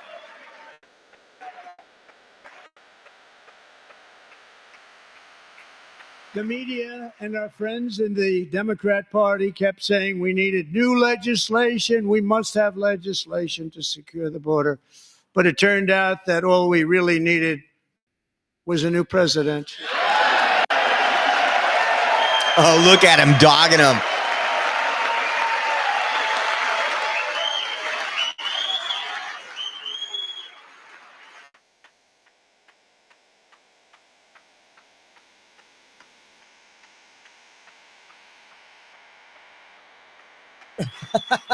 Thank you. Joe Biden didn't just open our borders, he flew illegal aliens over them to overwhelm our schools, hospitals, and communities throughout the country. Entire towns like Aurora, Colorado, and Springfield, Ohio, buckled under the weight of the migrant occupation and corruption like nobody's ever seen before. Beautiful towns destroyed. Now, just as I promised in my inaugural address, we are achieving the great liberation of America.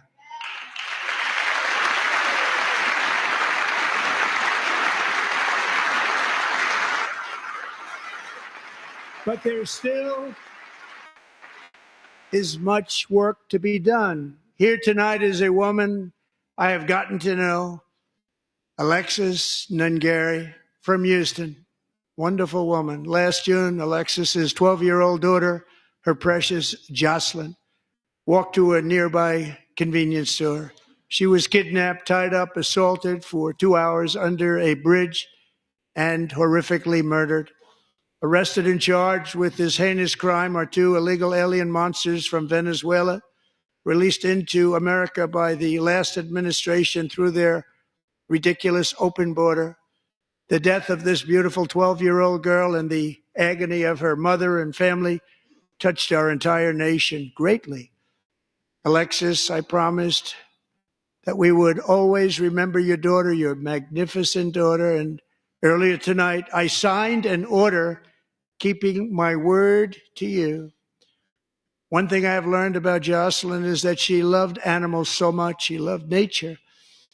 Across Galveston Bay, from where Jocelyn lived in Houston, you will find a magnificent national wildlife refuge, a pristine, peaceful, 34,000-acre sanctuary for all of God's creatures on the edge of the Gulf of America. Alexis, moments ago, I formally renamed that refuge in loving memory of your beautiful daughter, Jocelyn. So, Mr. Vice President, if you would, may I have the order?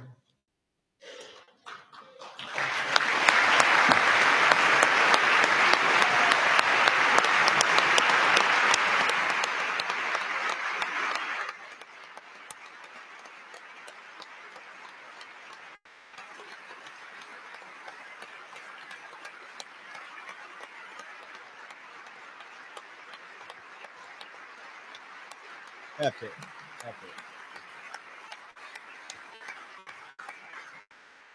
Thank you very much. All three savages charged with Jocelyn and Lakin's murders were members of the Venezuelan prison gang, the toughest gang, they say, in the world, known as Tren de Aragua. 2 weeks ago, I officially designated this gang, along with MS-13 and the bloodthirsty Mexican drug cartels, as foreign terrorist organizations.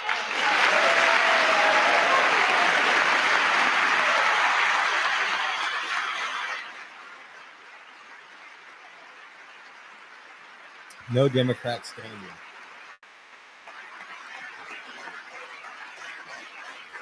They are now officially in the same category as ISIS, and that's not good for them.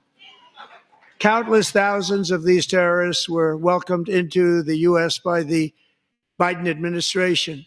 But now every last one will be rounded up and forcibly removed from our country, or, if they're too dangerous, put in jails, standing trial in this country, because we don't want them to come back ever. With us this evening is a warrior on the front lines of that battle, Border Patrol Agent Roberto Ortiz. Great guy.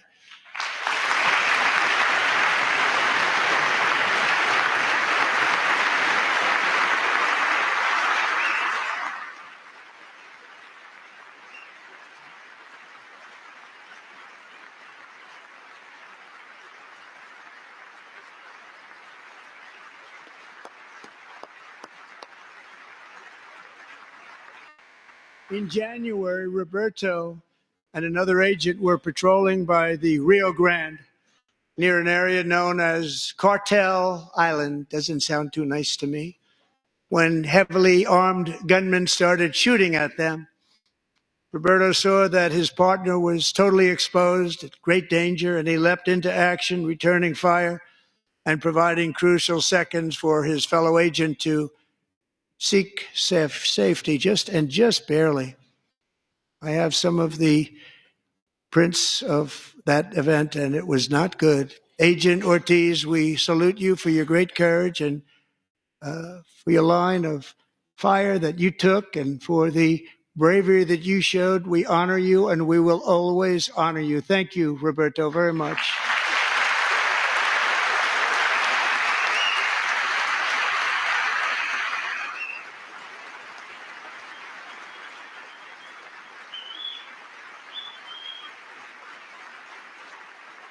Thank you, Roberto. And I actually got to know him on my many calls to the border. He's a great gentleman. The territory to the immediate south of our border is now dominated entirely by criminal cartels that murder, rape, torture, and exercise total control. They have total control over a whole nation, posing a grave threat to our national security. The cartels are waging war on America, and it's time for America to wage war on the cartels, which we are doing.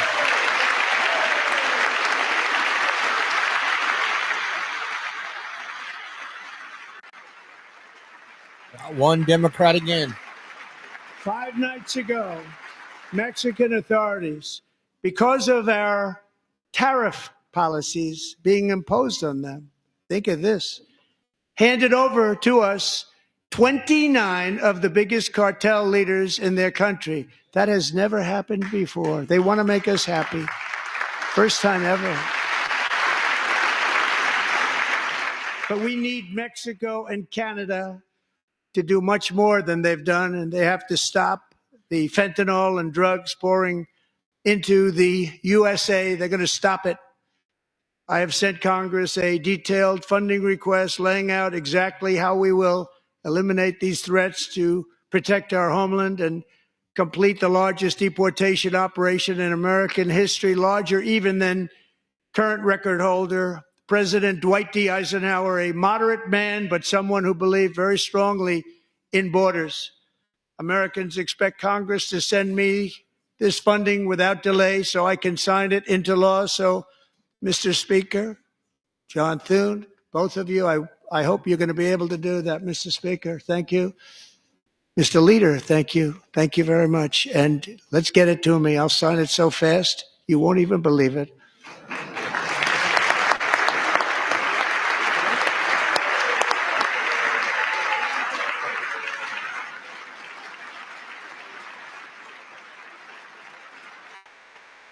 And as we reclaim our sovereignty, we must also bring back law and order to our cities and towns.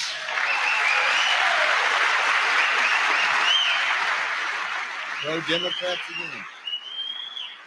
In recent years, our justice system has been turned upside down by radical left lunatics. Many jurisdictions virtually ceased enforcing the law against dangerous repeat offenders while weaponizing law enforcement against political opponents like me. My administration has acted swiftly and decisively to restore fair, equal, and impartial justice under the constitutional rule of law, starting at the FBI and the DOJ. Pam, good luck. Cash, wherever you may be, good luck. Good luck. Pam Bondi, good luck. So important. Going to do a great job. Cash, thank you. Thank you, Cash.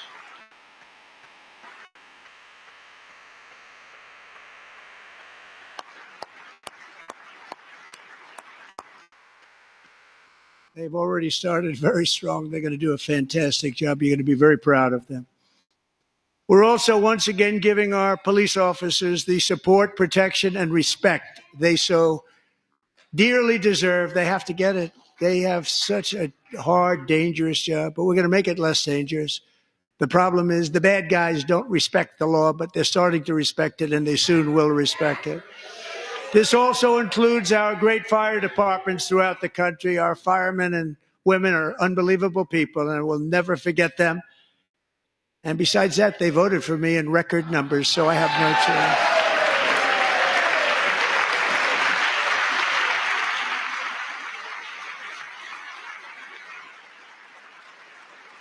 1 year ago this month, 31-year-old New York police officer Jonathan Diller, unbelievably wonderful person and a great officer, was gunned down at a traffic stop on Long Island. I went to his funeral. The vicious criminal charged with his murder had 21 prior arrests, and they were rough arrests, too. He was a real bad one. The thug in the seat next to him had 14 prior arrests and went by the name of Killer. He was Killer. He killed other people, they say, a lot of them. I attended Officer Diller's service, and when I met his wife and one-year-old son, Ryan, it was very inspirational, actually. His widow's name is Stephanie, and she is here tonight. Stephanie, thank you very much, Stephanie. Thank you very much.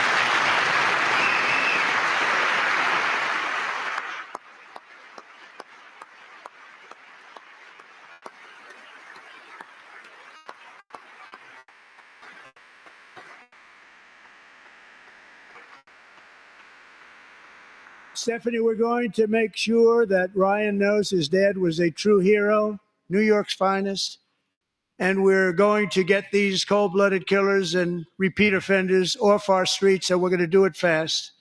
Got to stop it. They get out with 28 arrests. They push people into subway trains. They hit people over the head, back of the head with baseball bats. We got to get them out of here. I've already signed an executive order requiring a mandatory death penalty for anyone who murders a police officer. And tonight I'm asking Congress to pass that policy into permanent law.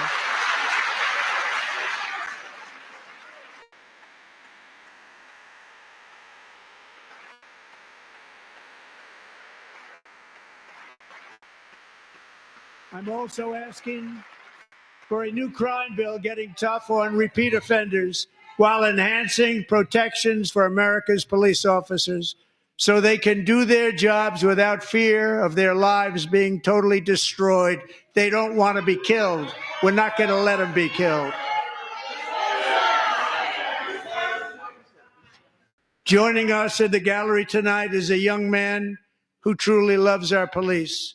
His name is DJ Daniel. He is 13 years old, and he has always dreamed of becoming a police officer.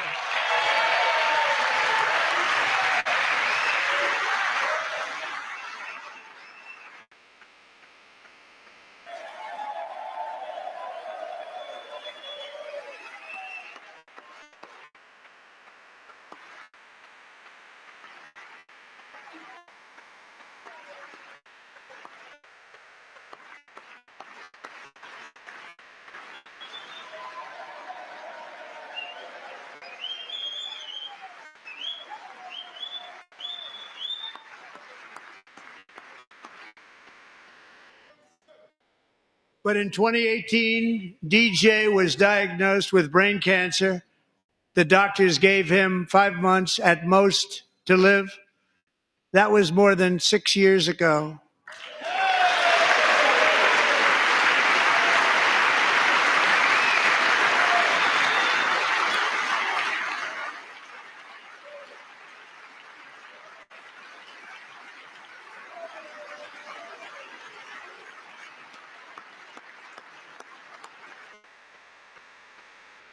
Since that time, DJ and his dad have been on a quest to make his dream come true, and DJ has been sworn in as an honorary law enforcement officer, actually a number of times. The police love him, the police departments love him.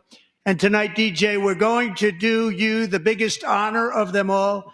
I am asking our new Secret Service Director, Sean Curran, to officially make you an agent of the United States Secret Service.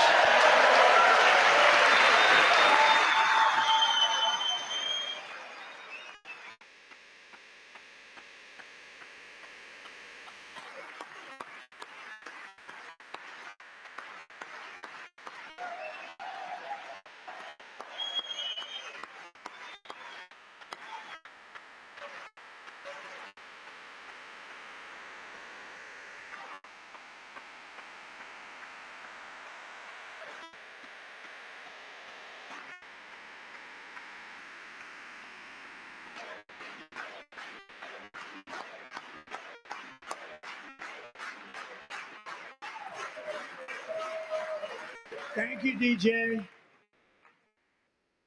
DJ's doctors believe his cancer likely came from a chemical he was exposed to when he was younger. Since 1975, rates of child cancer have increased by more than 40%. Reversing this trend is one of the top priorities for our new presidential commission to make America healthy again, chaired by our new Secretary of Health and Human Services, Robert F. Kennedy, Jr.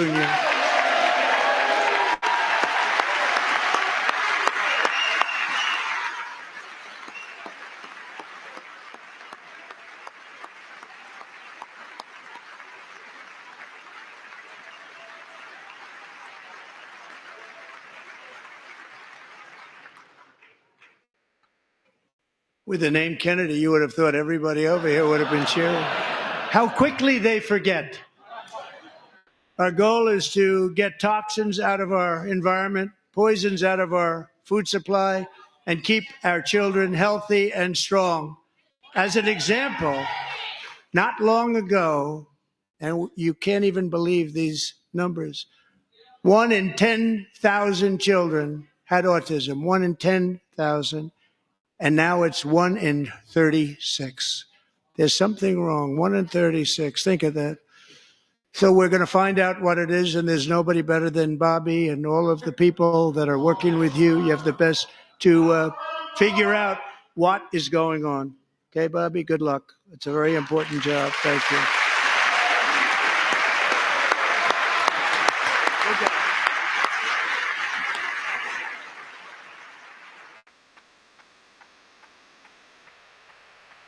Thank you. My administration is also working to protect our children from toxic ideologies in our schools.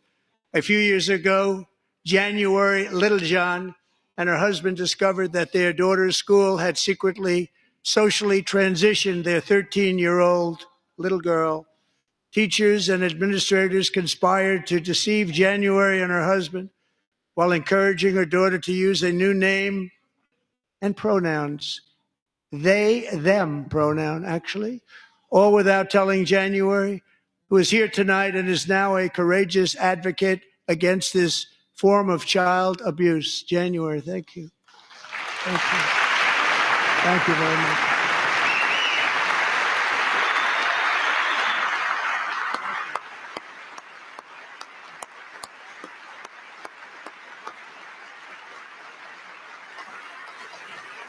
Thank you.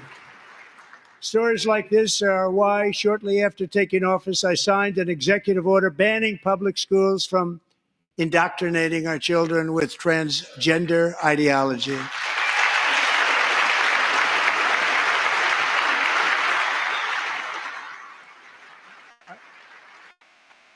I also signed an order to cut off all taxpayer funding to any institution that engages in the sexual mutilation of our youth.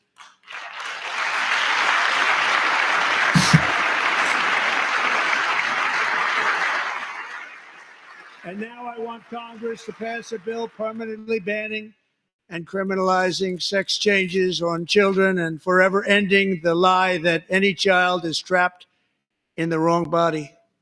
This is a big lie. I cannot believe Donald Trump is back, guys. He is back. And our message to every child in America is that you are perfect exactly the way God made you. Amen. Amen.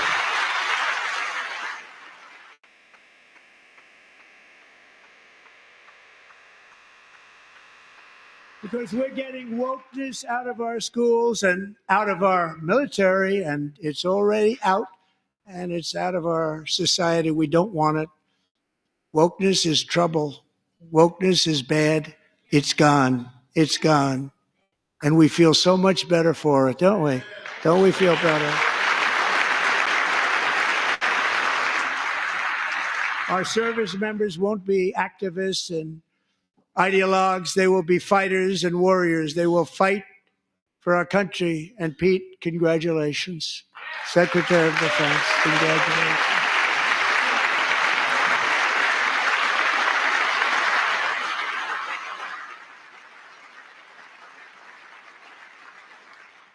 And he's not big into the woke movement, I can tell you. I know him well. I am pleased to report that in January, the U.S. Army had its single best recruiting month in 15 years, and that all armed services are having among the best recruiting results ever in the history of our services. What a difference.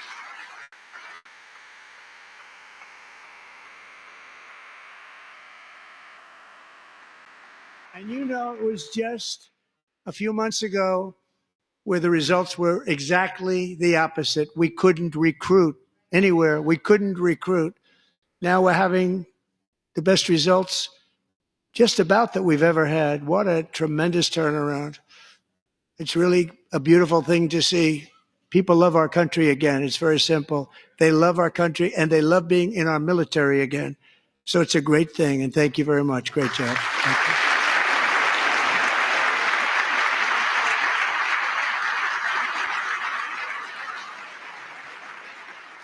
We're joined tonight by a young man, Jason Hartley, who knows the weight of that call of duty. Jason's father, grandfather, and great-grandfather all wore the uniform.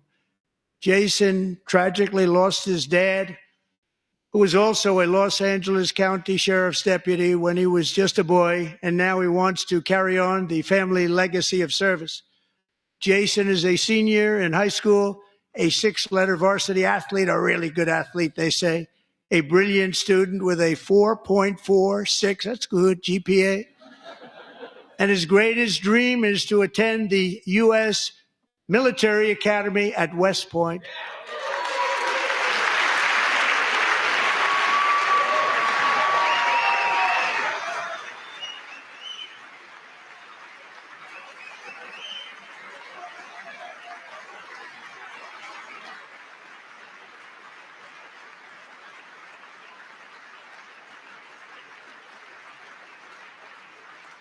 And Jason, that's a very big deal getting in. That's a hard one to get into. But I'm pleased to inform you that your application has been accepted. You will soon be joining the Corps of Cadets. Oh, wow. Wow.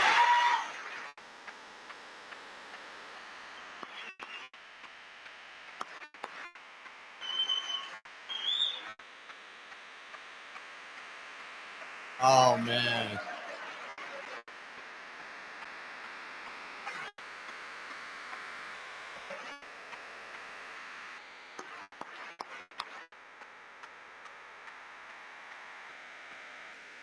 Thank you. Jason, you're going to be on the long gray line, Jason. As Commander-in-Chief, my focus is on building the most powerful military of the future. As a first step, I'm asking Congress to fund a state-of-the-art Golden Dome missile defense shield to protect our homeland, all made in the USA.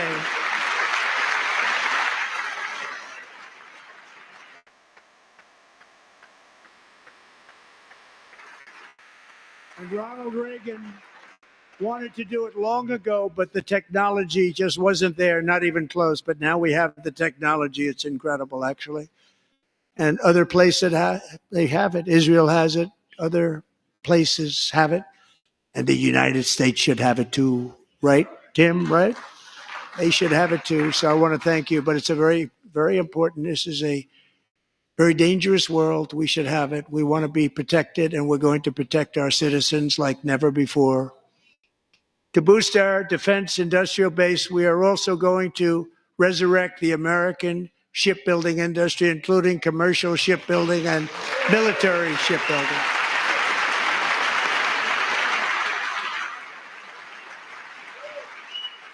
And for that purpose, I am announcing tonight that we will create a new Office of Shipbuilding in the White House and offer special tax incentives to bring this industry home to America where it belongs. We used to make so many ships. We don't make them anymore very much, but we're going to make them very fast, very soon. It will have a huge impact. To further enhance our national security, my administration will be reclaiming Thank you, Renee, the Panama and Canal. KLM. And Thank we've you. already started doing it.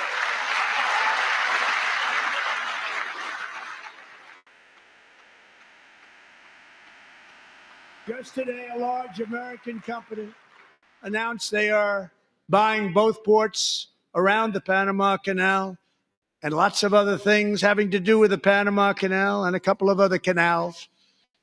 The Panama Canal was built by Americans for Americans, not for others, but others could use it. But it was built at tremendous cost of American blood and treasure. 38,000 workers died building the Panama Canal. They died of malaria. They died of snake bites and mosquitoes. Not a nice place to work. They paid them very highly to go there, knowing there was a 25% chance that they would die. The most expensive project also that was ever built in our country's history, if you bring it up to modern day costs. It was given away by the Carter administration for $1.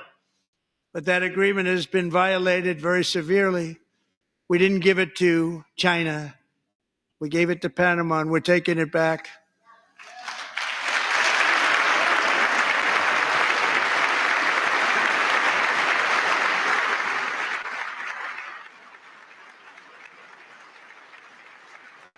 And we have Marco Rubio in charge. Good luck, Marco. Now, we know who to blame if anything goes wrong. Marco's been amazing, and he's going to do a great job. Think of it. He got 100 votes. You know, he was approved with actually 99, but the 100th was this gentleman, and I feel very certain. So let's assume he got 100 votes. And I'm either very, very happy about that or I'm very concerned about it. But he's already proven. I mean, he's a great gentleman. He's respected by everybody, and we appreciate you voting for Marco. He's going to do a fantastic job. Thank you. Thank you. He's doing a great job. Great job. And I also have a message tonight for the incredible people of Greenland. We strongly support your right to determine your own future. And if you choose, we welcome you into the United States of America. We need Greenland for national security and even international security, and we're working with everybody involved to try and get it. But we need it really for international world security, and I think we're going to get it. One way or the other, we're going to get it. We will keep you safe. We will make you rich, and together we will take Greenland to heights like you have never thought possible before. It's a very small population, but very, very large piece of land and very, very important for military security. America is once again standing strong against the forces of radical Islamic terrorism. 3.5 years ago, ISIS terrorists killed 13 American service members and countless others in the Abbey Gate bombing during the disastrous and incompetent withdrawal from Afghanistan. Not that they were withdrawing, it was the way they withdrew. Perhaps the most embarrassing moment in the history of our country. Tonight, I am pleased to announce that we have just apprehended the top terrorist responsible for that atrocity, and he is right now on his way here to face the swift sword of American justice. Amazing. Democrats won't even stand for that, capturing the terrorist. Imagine that.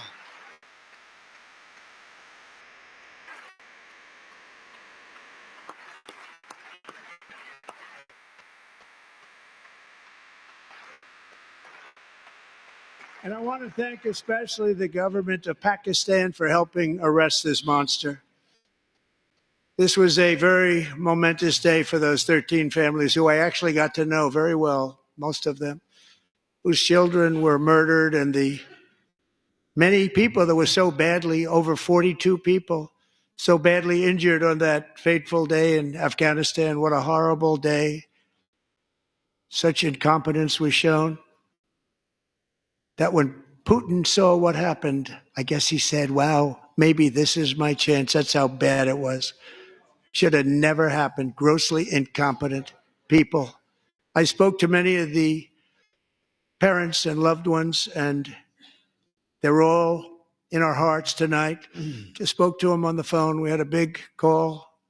Every one of them called, and everybody was on the line, and they did nothing but cry with happiness. They were very happy, as happy as you can be under those circumstances. Their child, brother, sister, son, daughter was killed for no reason whatsoever.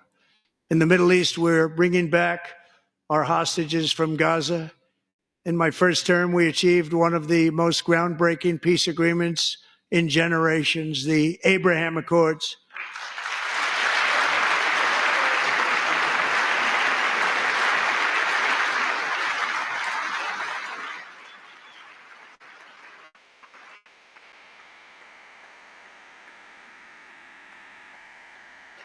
And now we're going to build on that foundation to create a more peaceful and prosperous future for the entire region. A lot of things are happening in the Middle East. People have been talking about that so much lately with everything going on with Ukraine and Russia.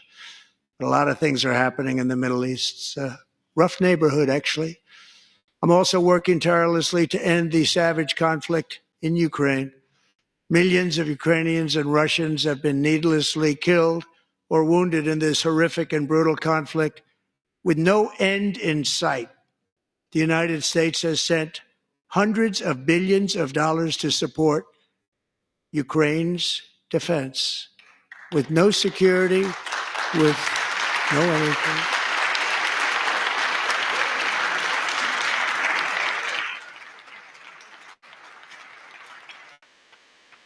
Is that the only thing Democrats backed at? Do you want to keep it going for another 5 years? Yeah, you would say Pocahontas says yes. Wow.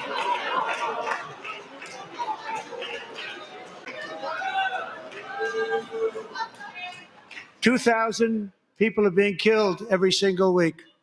More than that. They're Russian young people. They're Ukrainian young people. They're not Americans, but I want it to stop. Meanwhile, Europe has sadly spent more money buying Russian oil and gas than they have spent on defending Ukraine by far. Think of that. They've spent more buying Russian oil and gas than they have defending. And we've spent perhaps $350 billion, like taking candy from a baby. That's what happened. And they've spent $100 billion. What a difference that is. And we have an ocean separating us, and they don't. But we're getting along very well with them, and lots of good things are happening. Biden has authorized more money in this fight than Europe has spent by billions and billions of dollars. It's hard to believe that they wouldn't have stopped it and said at some point, come on, let's equalize. You got to be equal to us. But that didn't happen. Earlier today, I received an important letter from President Zelensky of Ukraine. The letter reads, Ukraine is ready to come to the negotiating table as soon as possible to bring lasting peace closer. Nobody wants peace more than the Ukrainians, he said. My team and I stand ready to work under President Trump's strong leadership to get a peace that lasts. We do really value how much America has done to help Ukraine maintain its sovereignty and independence. Regarding the agreement on minerals and security, Ukraine is ready to sign it at any time that is convenient for you. I appreciate that he sent this letter, just got it a little while ago. Simultaneously, we've had serious discussions with Russia and have received strong signals that they are ready for peace. Wouldn't that be beautiful? Wouldn't that be beautiful? There it is.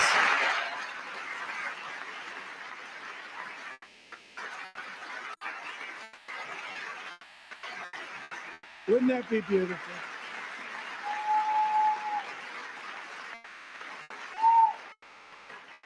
It's time to stop this madness. It's time to halt the killing. It's time to end this senseless war. If you want to end wars, you have to talk to both sides. Nearly 4 years ago, amid rising tensions, a history teacher named Mark Fogel was detained in Russia and sentenced to 14 years in a penal colony. Rough stuff. The previous administration barely lifted a finger to help him. They knew he was innocent, but they had no idea where to begin. But last summer, I promised his 95-year-old mother, Malphine, that we would bring her boy safely back home. After 22 days in office, I did just that, and they are here tonight.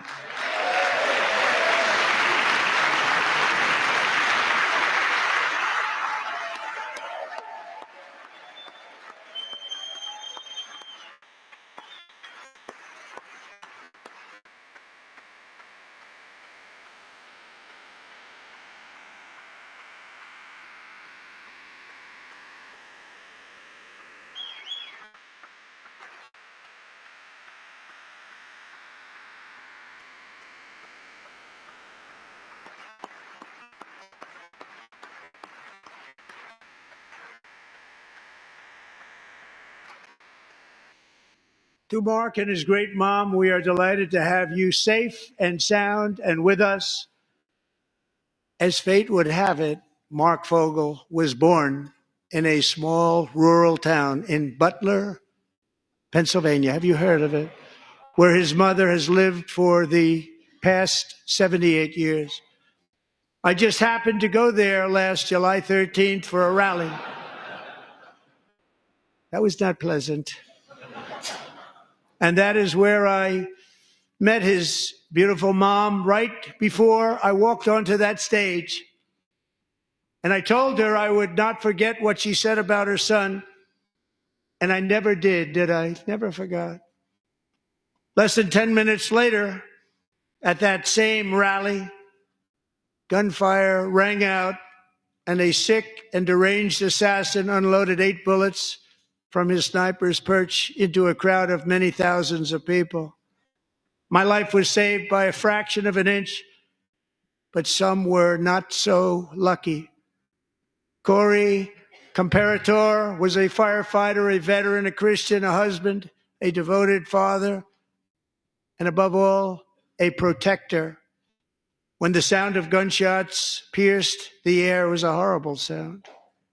Corey knew instantly what it was and what to do. He threw himself on top of his wife and daughters and shielded them from the bullets with his own body. Corey was hit really hard.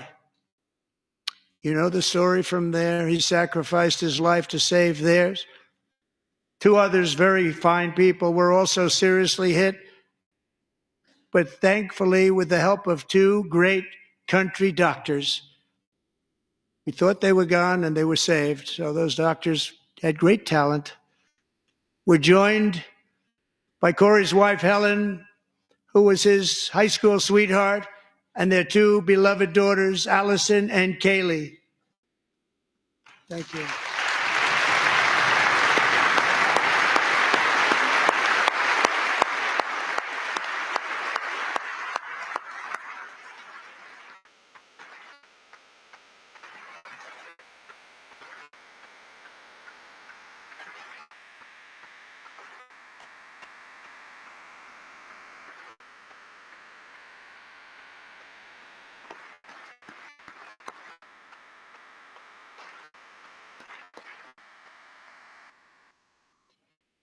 To Helen, Allison, and Kaylee, Corey is looking down on his three beautiful ladies right now, and he is cheering you on. He loves you.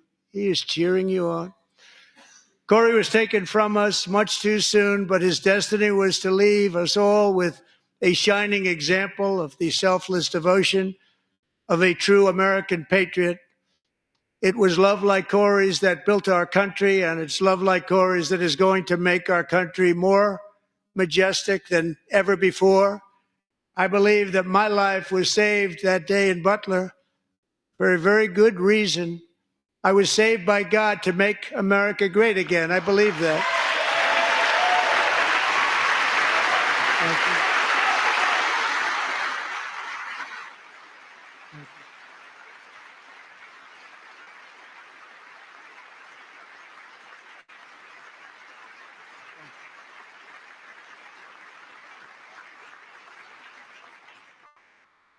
Thank you very much. From the patriots of Lexington and Concord to the heroes of Gettysburg and Normandy, from the warriors who crossed the Delaware to the trailblazers who climbed the Rockies, and from the legends who soared at Kitty Hawk to the astronauts who touched the moon, Americans have always been the people who defied all odds, transcended all dangers, made the most extraordinary sacrifices, and did whatever it took to defend our children, our country, and our freedom.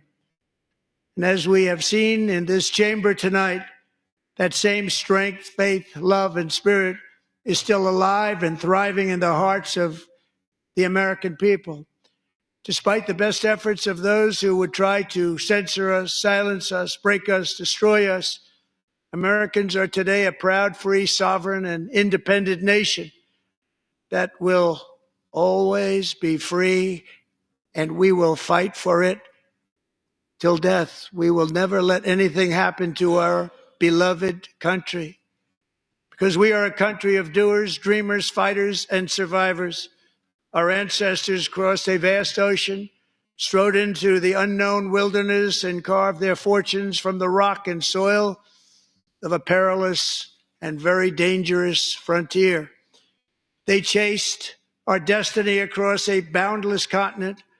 They built the railroads, laid the highways, and graced the world with American marvels like the Empire State Building, the mighty Hoover Dam, and the towering Golden Gate Bridge. They lit the world with electricity, broke free of the force of gravity, fired up the engines of American industry, vanquished the communists, fascists, and Marxists all over the world, and gave us countless modern wonders sculptured out of iron, glass, and steel. We stand on the shoulders of these pioneers who won and built the modern age, these workers who poured their sweat into the skylines of our cities, These warriors who shed their blood on fields of battle and gave everything they had for our rights and for our freedom. Now it is our time to take up the righteous cause of American liberty. And it is our turn to take America's destiny into our own hands and begin the most thrilling days in the history of our country. This will be our greatest era. With God's help, over the next 4 years, we are going to lead this nation even higher, and we are going to forge the freest, most advanced, most dynamic, and most dominant civilization ever to exist on the face of this earth. We are going to create the highest quality of life, build the safest and wealthiest and healthiest and most vital communities anywhere in the world. We are going to conquer the vast frontiers of science, and we're going to lead humanity into space and plant the American flag on the planet Mars and even far beyond.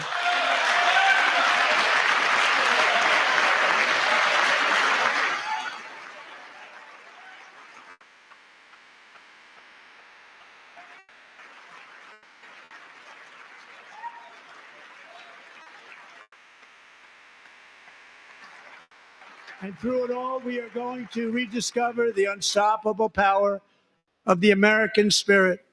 And we are going to renew unlimited promise of the American dream.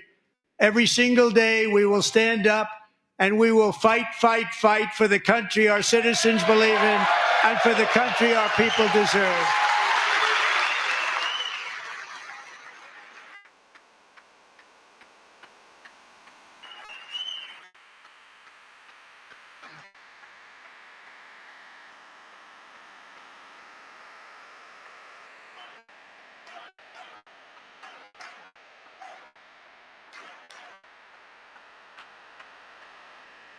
My fellow Americans, get ready for an incredible future, because the golden age of America has only just begun.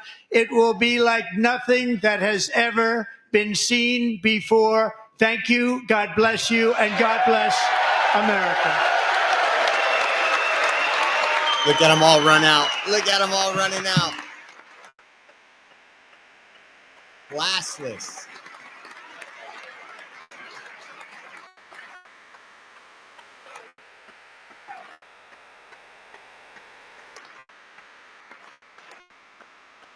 Fire, guys. Fire.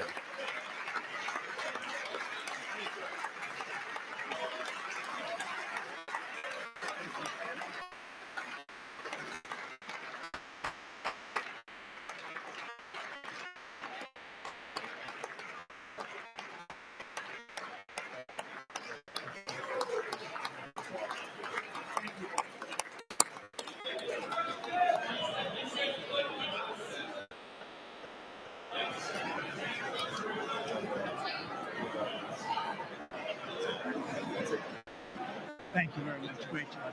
Thank you. Great honor. Thank you. Thank you. Get this place going, all right? Thank you. It's a great honor. Thank you. Thank you, Mr. President. Thank you very much.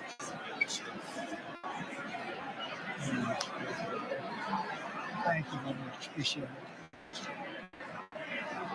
Thank you. You see, you're teaching young people to love America. That's what I'm trying to. Great guy. Thank you.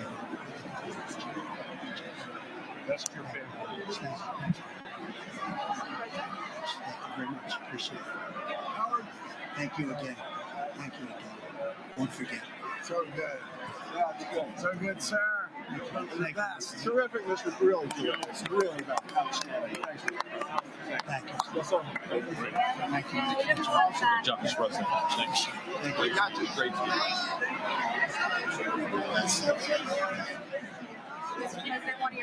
Thanks again, Mr. President. Thanks for the phone call last night, too. Absolutely. Thank you for giving. I'll do just give me the information. I'm not going to get it, please. Sorry. Thank you, everybody. Great speech. Great. Thank you. Best speech ever. We still have the Democratic response coming up, folks. I guarantee it's going to be. He's raising your prices to give millionaires tax breaks, and we got to support Ukraine. I know you better than you do, Rush. Thank you so much. It's my great baseball. America Good is, job. Great job you're doing. America is back. Thank you so much. Welcome you back in Pennsylvania anytime, sir. They stood for. Thank you all. They stood for another country, not our country. That was phenomenal. It's hard to believe, isn't it? They stood for another country and not ours. Thank you very much. That's the biggest takeaway, is the only time Democrats actually clapped was when Trump said we funded Ukraine with hundreds of billions of dollars.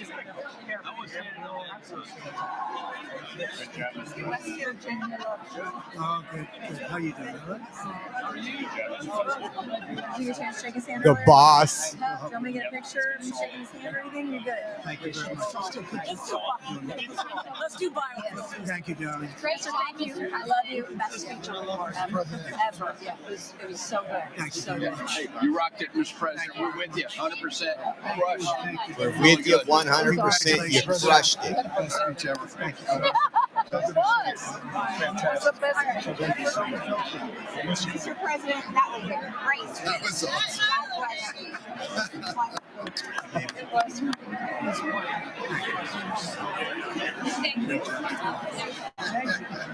Great job, Mr. President. Let's go. Get down to that. You get down. Good luck. Yes, sir. Thank you. It's so great. Thank you, everybody. Good job. Thank you for mentioning God needs to help us. Thank you, Mr. President. Mr. God President. needs to help us. That's what she said. Thank you for mentioning that God needs to help us. Trump said it's true. My man. Thank you for standing You strong. really triggered those people. Yeah. Tremendous, Mr. President. He did a great job. He was epic. Thanks for the benefit. And he was eyeballing Oh, him. yeah. Thanks for mentioning farmers. Well, we love our farmers. Thank you, man. Thank you, Mr. President. You earned this night. Thank you very much. I appreciate it. Work hard. Thank you, man. Proud of you. Thank you, Mr. President. Thank you. Thank you. Great again, brother. Thank you. I did indeed. You better believe it. Very well done, Good sir. endorsement. President, home run. Thank you. Great job. Killed it. Thank you, Mr. President. Thank you, everybody. You did great. Thank you. Good job. Thank Hey, you. great to see you. Slam dunk. You're doing good. Thank you, sir. You did amazing, per usual. Thank you. I'll see you. Thank you. Yes, sir. Thank you. Hey, cheese. Thank you. Love you, Got Mr. it? President. Yes. Thank you, everybody. Look at this beautiful. Oh, New Congressman from Eastern Washington. We've never met. Oh, Michael that's Baumgartner. good. I was one of Mike Leach's best friends. Oh, that's He thinks good. very highly Mike of you. was, oh, he was Yeah, great. tremendous. He Yeah, was a great guy. Great, What a yeah. speech. Great. Thank you. Thank you very much. You did a great job. Thank you. Home run. Yeah, right. Home run. Home run. That was a good President, good to see you, sir. Appreciate it. Thank you very much. Looking good. Look at him. I need to talk to you about some buildings, some public buildings. You let me know. I will. Thank you, sir. Mr. President.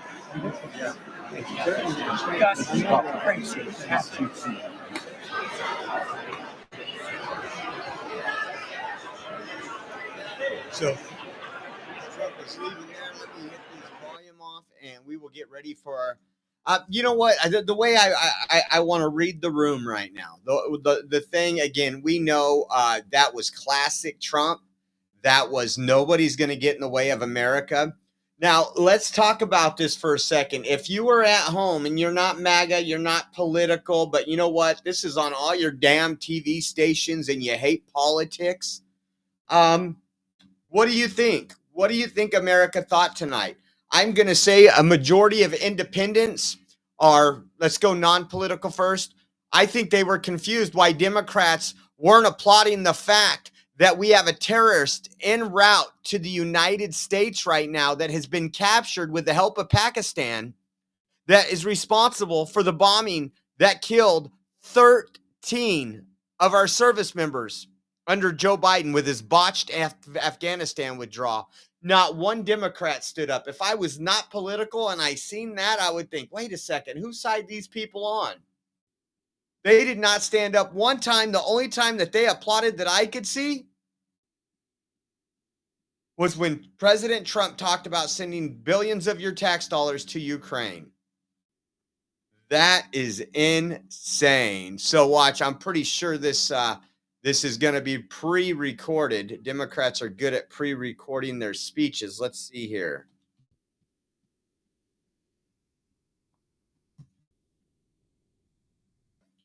Democrat response to Trump.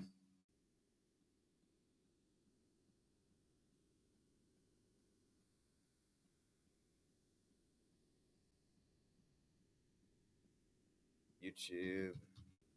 Yeah, I thought this was epic. Everything I voted for. There was not one thing I was disappointed about in that.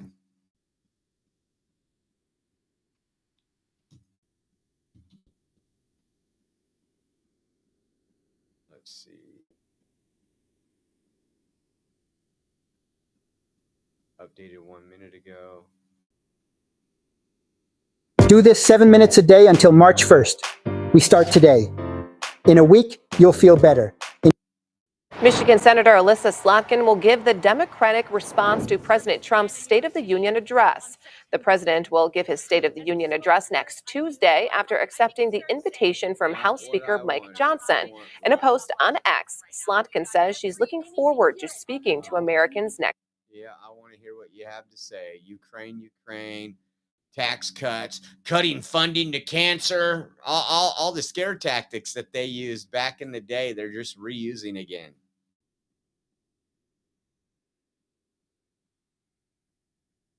Let's go live.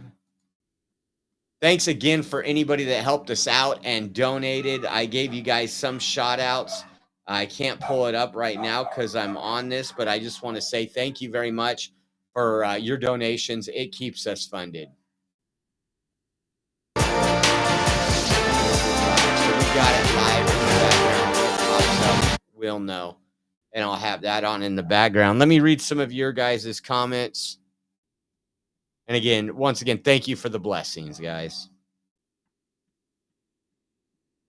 Chatty Cathy, Josh, you watch so I don't have to. Thanks. I look for more on X. Hello, Chatty Cathy. How are you?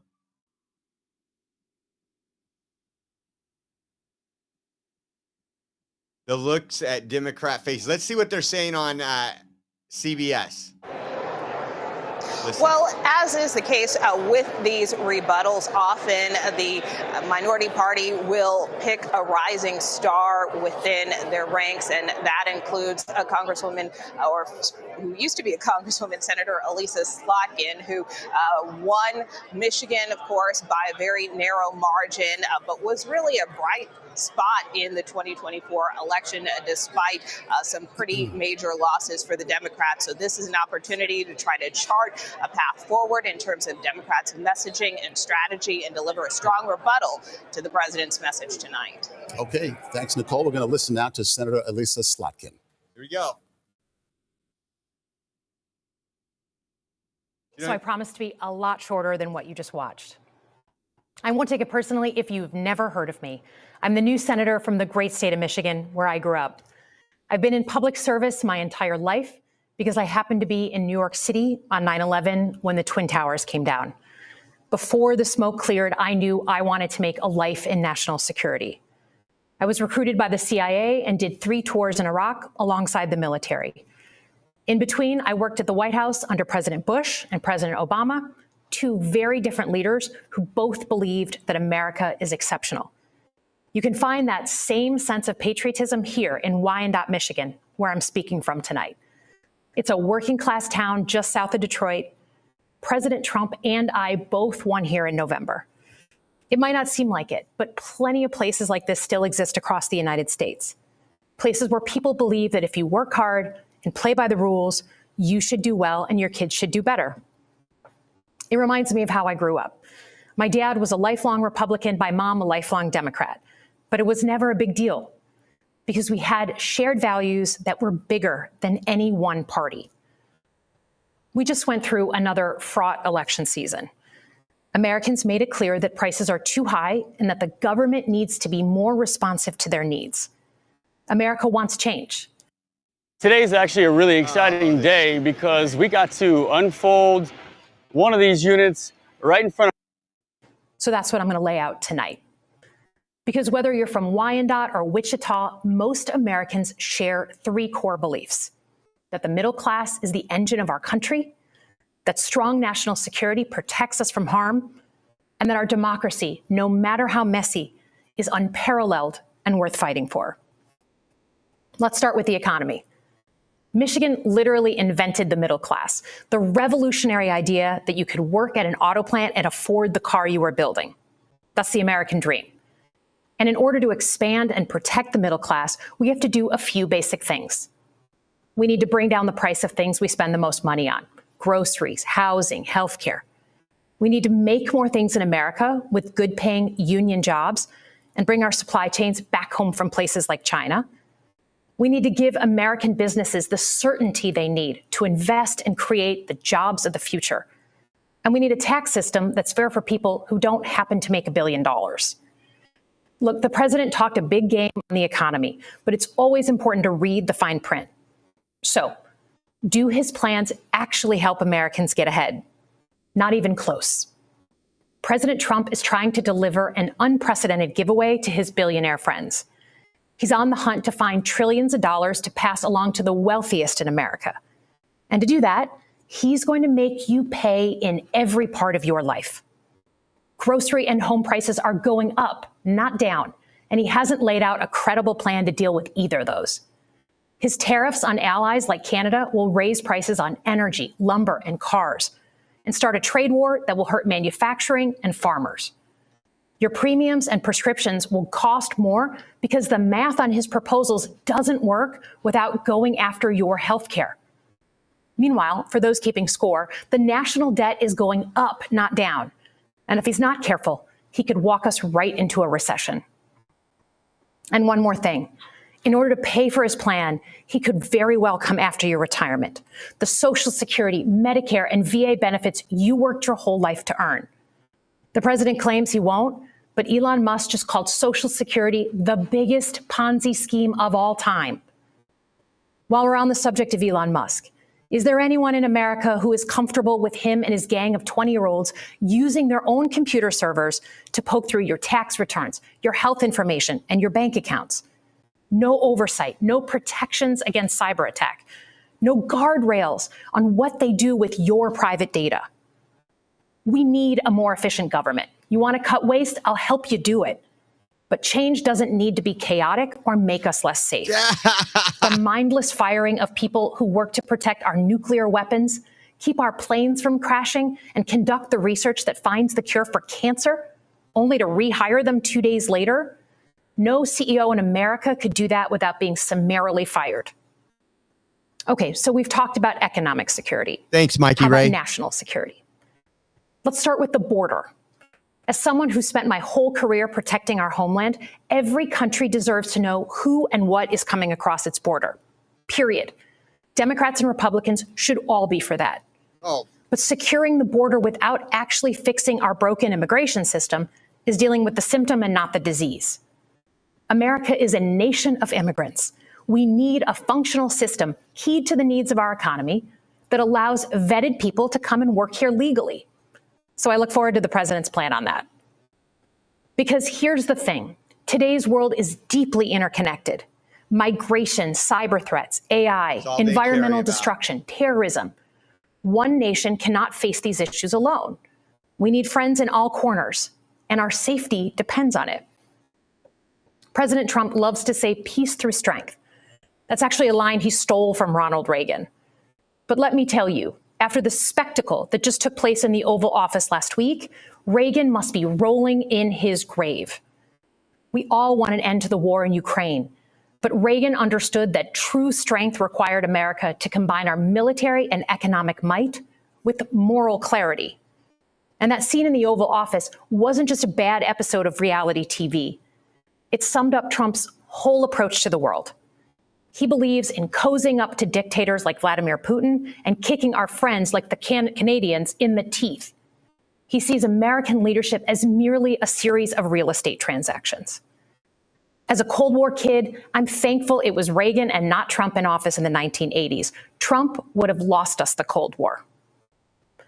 Donald Trump's actions suggest that in his heart, he doesn't believe we're an exceptional nation. He clearly doesn't think we should lead the world. Look, America is not perfect, but I stand with the majority of Americans who believe we are still exceptional, unparalleled.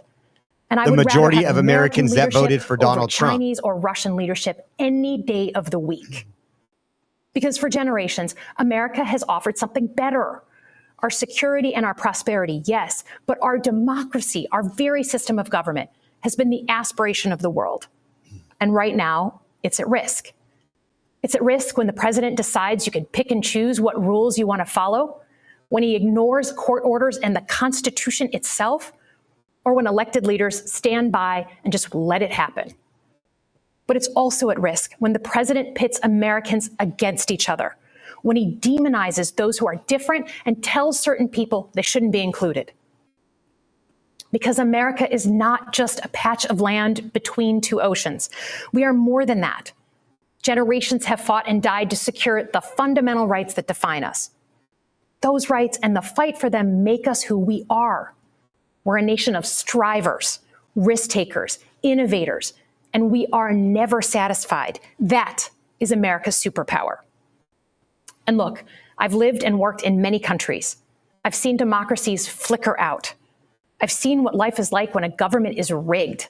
You can't open a business without paying off a corrupt official. You can't criticize the guys in charge without getting a knock at the door in the middle of the night. So as Kinda much like as Joe we need Biden's to make FBI. our government more responsive to our lives today, don't for one moment fool yourself that democracy isn't precious and worth saving. But how do we actually do that? I know a lot of you have been asking that question.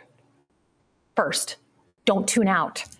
It's easy to be exhausted, but America needs you now more than ever. If previous generations had not fought for this democracy, where would we be today? Second, hold your elected officials, including me, accountable. Watch how they're voting. Go to town halls and demand they take action. That's as American as apple pie. Third, organize. Pick just one issue you're passionate about and engage. And doom scrolling doesn't count. Join a group that cares about your issue and act. And if you can't find one, start one. Some of the most important movements in our history have come from the bottle up. In closing, we all know that our country is going through something right now. We're not sure what the next day is going to hold, let alone the next decade. But this isn't the first time we've experienced significant and tumultuous change as a country. I'm a student of history, and we've gone through periods of political instability before. And ultimately, we've chosen to keep changing this country for the better. But every single time, we've only gotten through those moments because of two things: engaged citizens and principled leaders. Engaged citizens who do a little bit more than they're used to doing to fight for the things that they care about, and principled leaders who are ready to receive the ball and do something about it. So thank you tonight for caring about your country. Just by watching, you qualify as engaged citizens. And I promise that I and my fellow Democrats will do everything in our power to be the principled leaders that you deserve. Good night, everyone.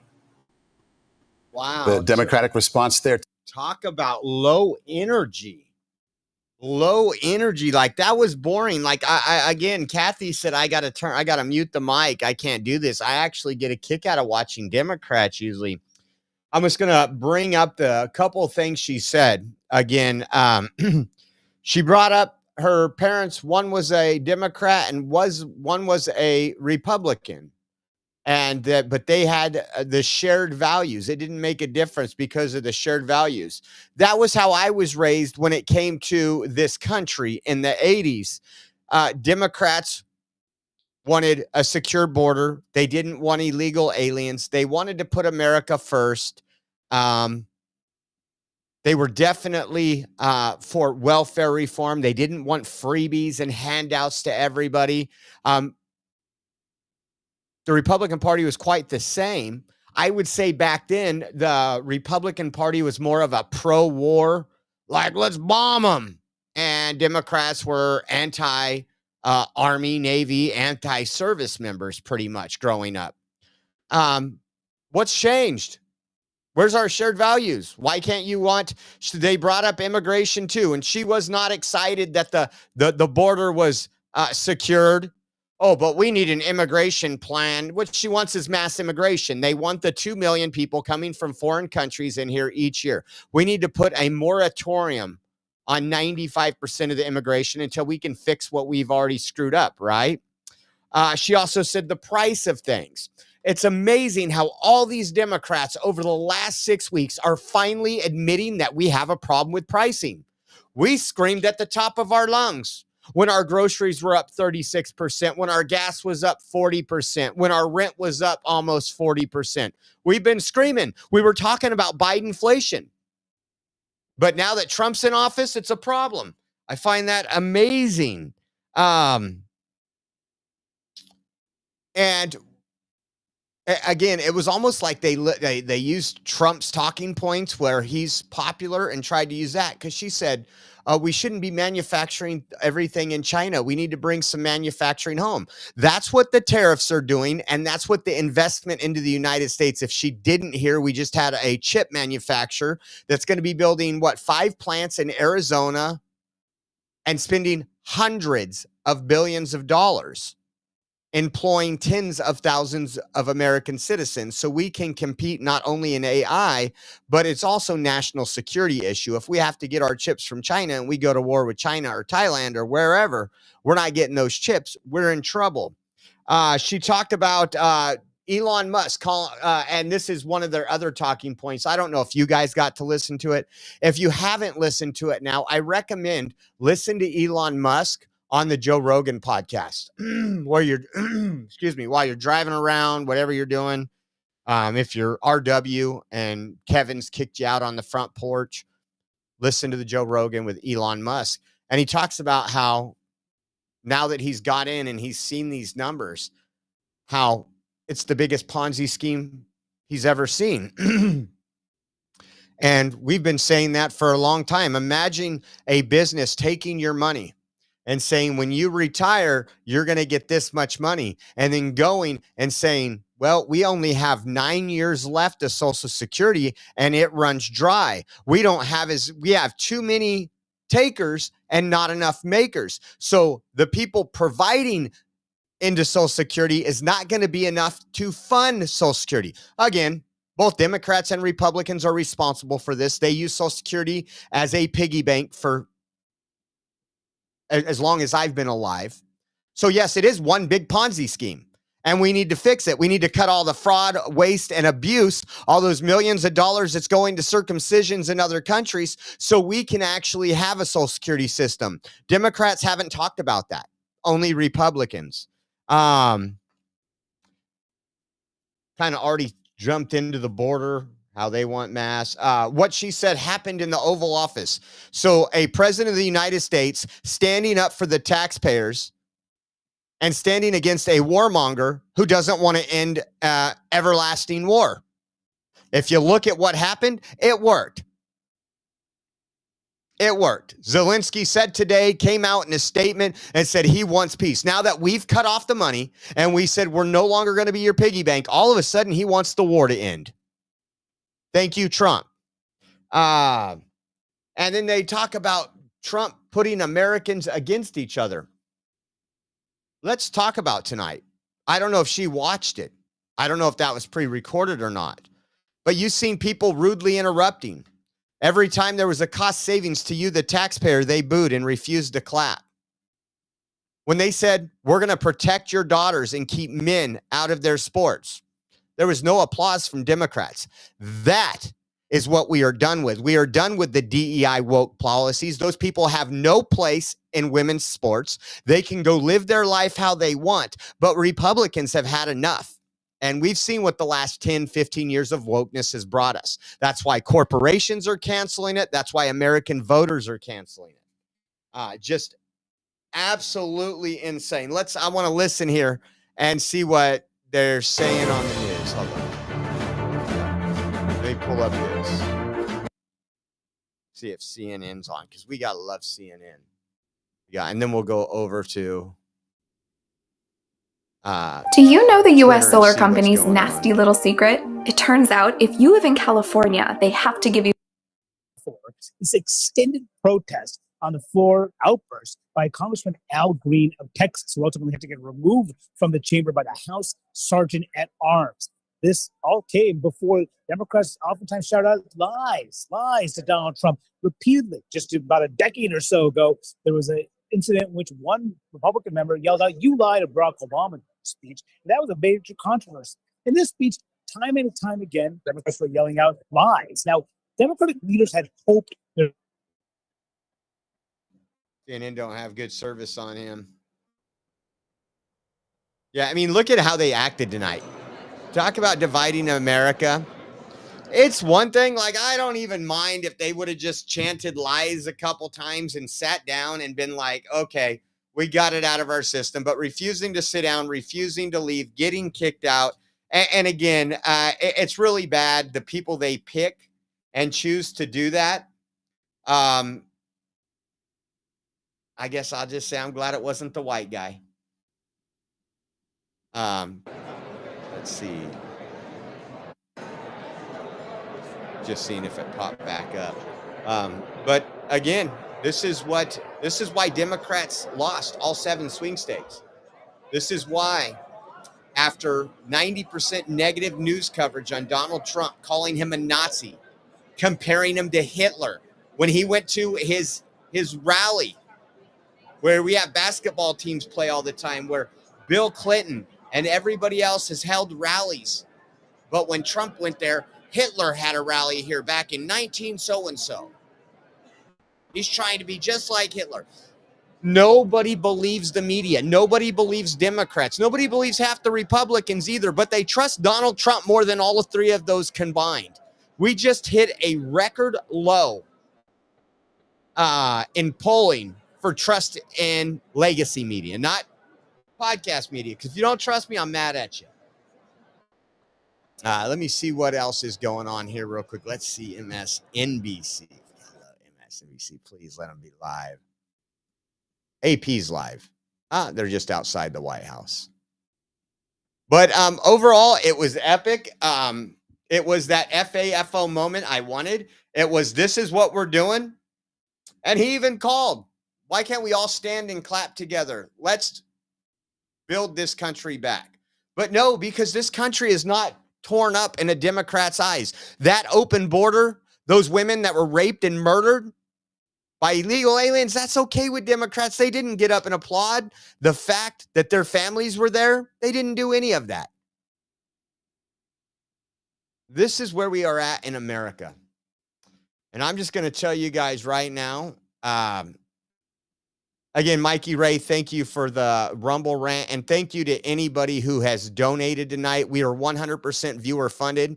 It's because of you that we're able to pay the bills, cell phone, travel, do all the coverage we do. And we want to say thank you for being with us. Where was I going with that? I was going somewhere. I'm going to have to brush my hair, guys. I'm going to have to brush my hair to think about it. How you like that? You like that comb, don't you?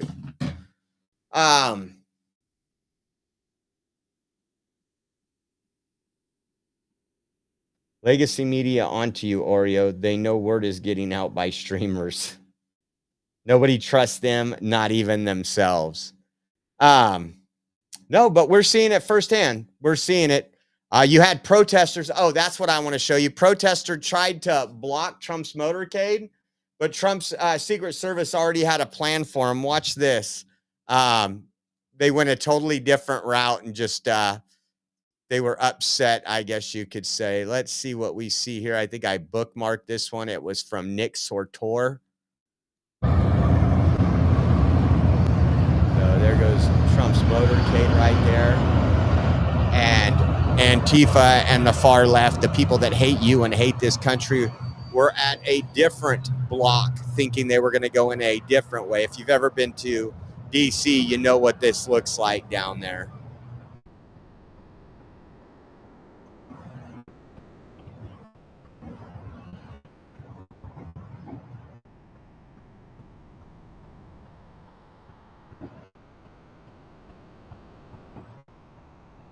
So they didn't like that too much. Let me see what else is going on.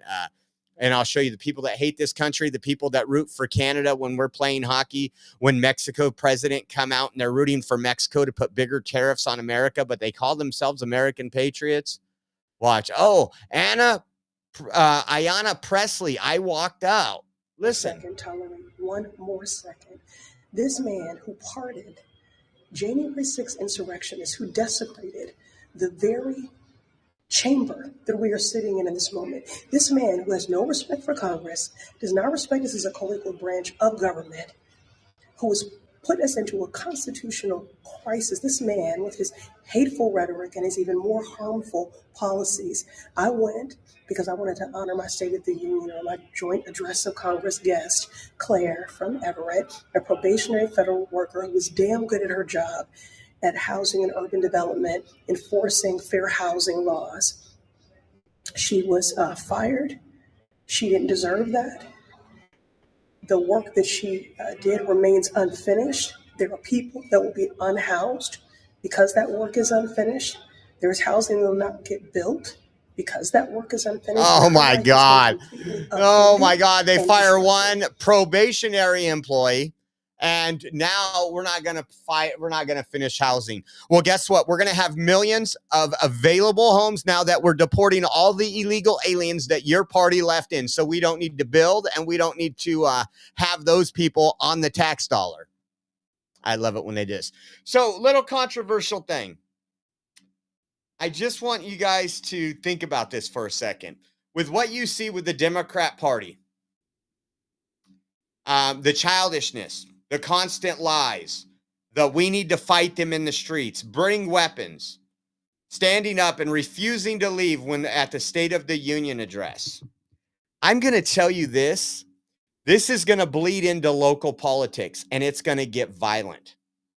I think Democrats are pushing towards a civil war. It won't end nice for them. I can promise you that. I will be strapped and I would love to die for my country. And again, shooting somebody that's just swinging dildos and don't know which restroom to use isn't going to be an issue for us. But I think they want mass chaos in the streets. I think, you know, if just not even 10% niceness in there today. They didn't applaud anything but Ukraine. They never applauded the good things that are happening in this country. And I do think that they are pushing farther and farther towards getting the divide in America to where it's violent.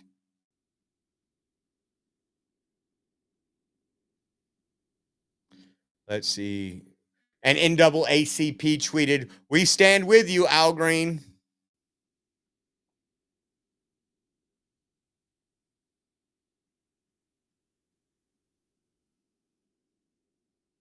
I did you see this? I don't know if you guys seen this. We made one of our own while we were live. It says, "Start by paying your taxes," right? You want to see the one the Oreo Express did? This is while we were live. Every once in a while, I have to get on my phone because my ADD. Let's see here. Some of you might have already seen it because of your ADD if you follow us. This was a better interpretation of that. I think mine looks better than hers.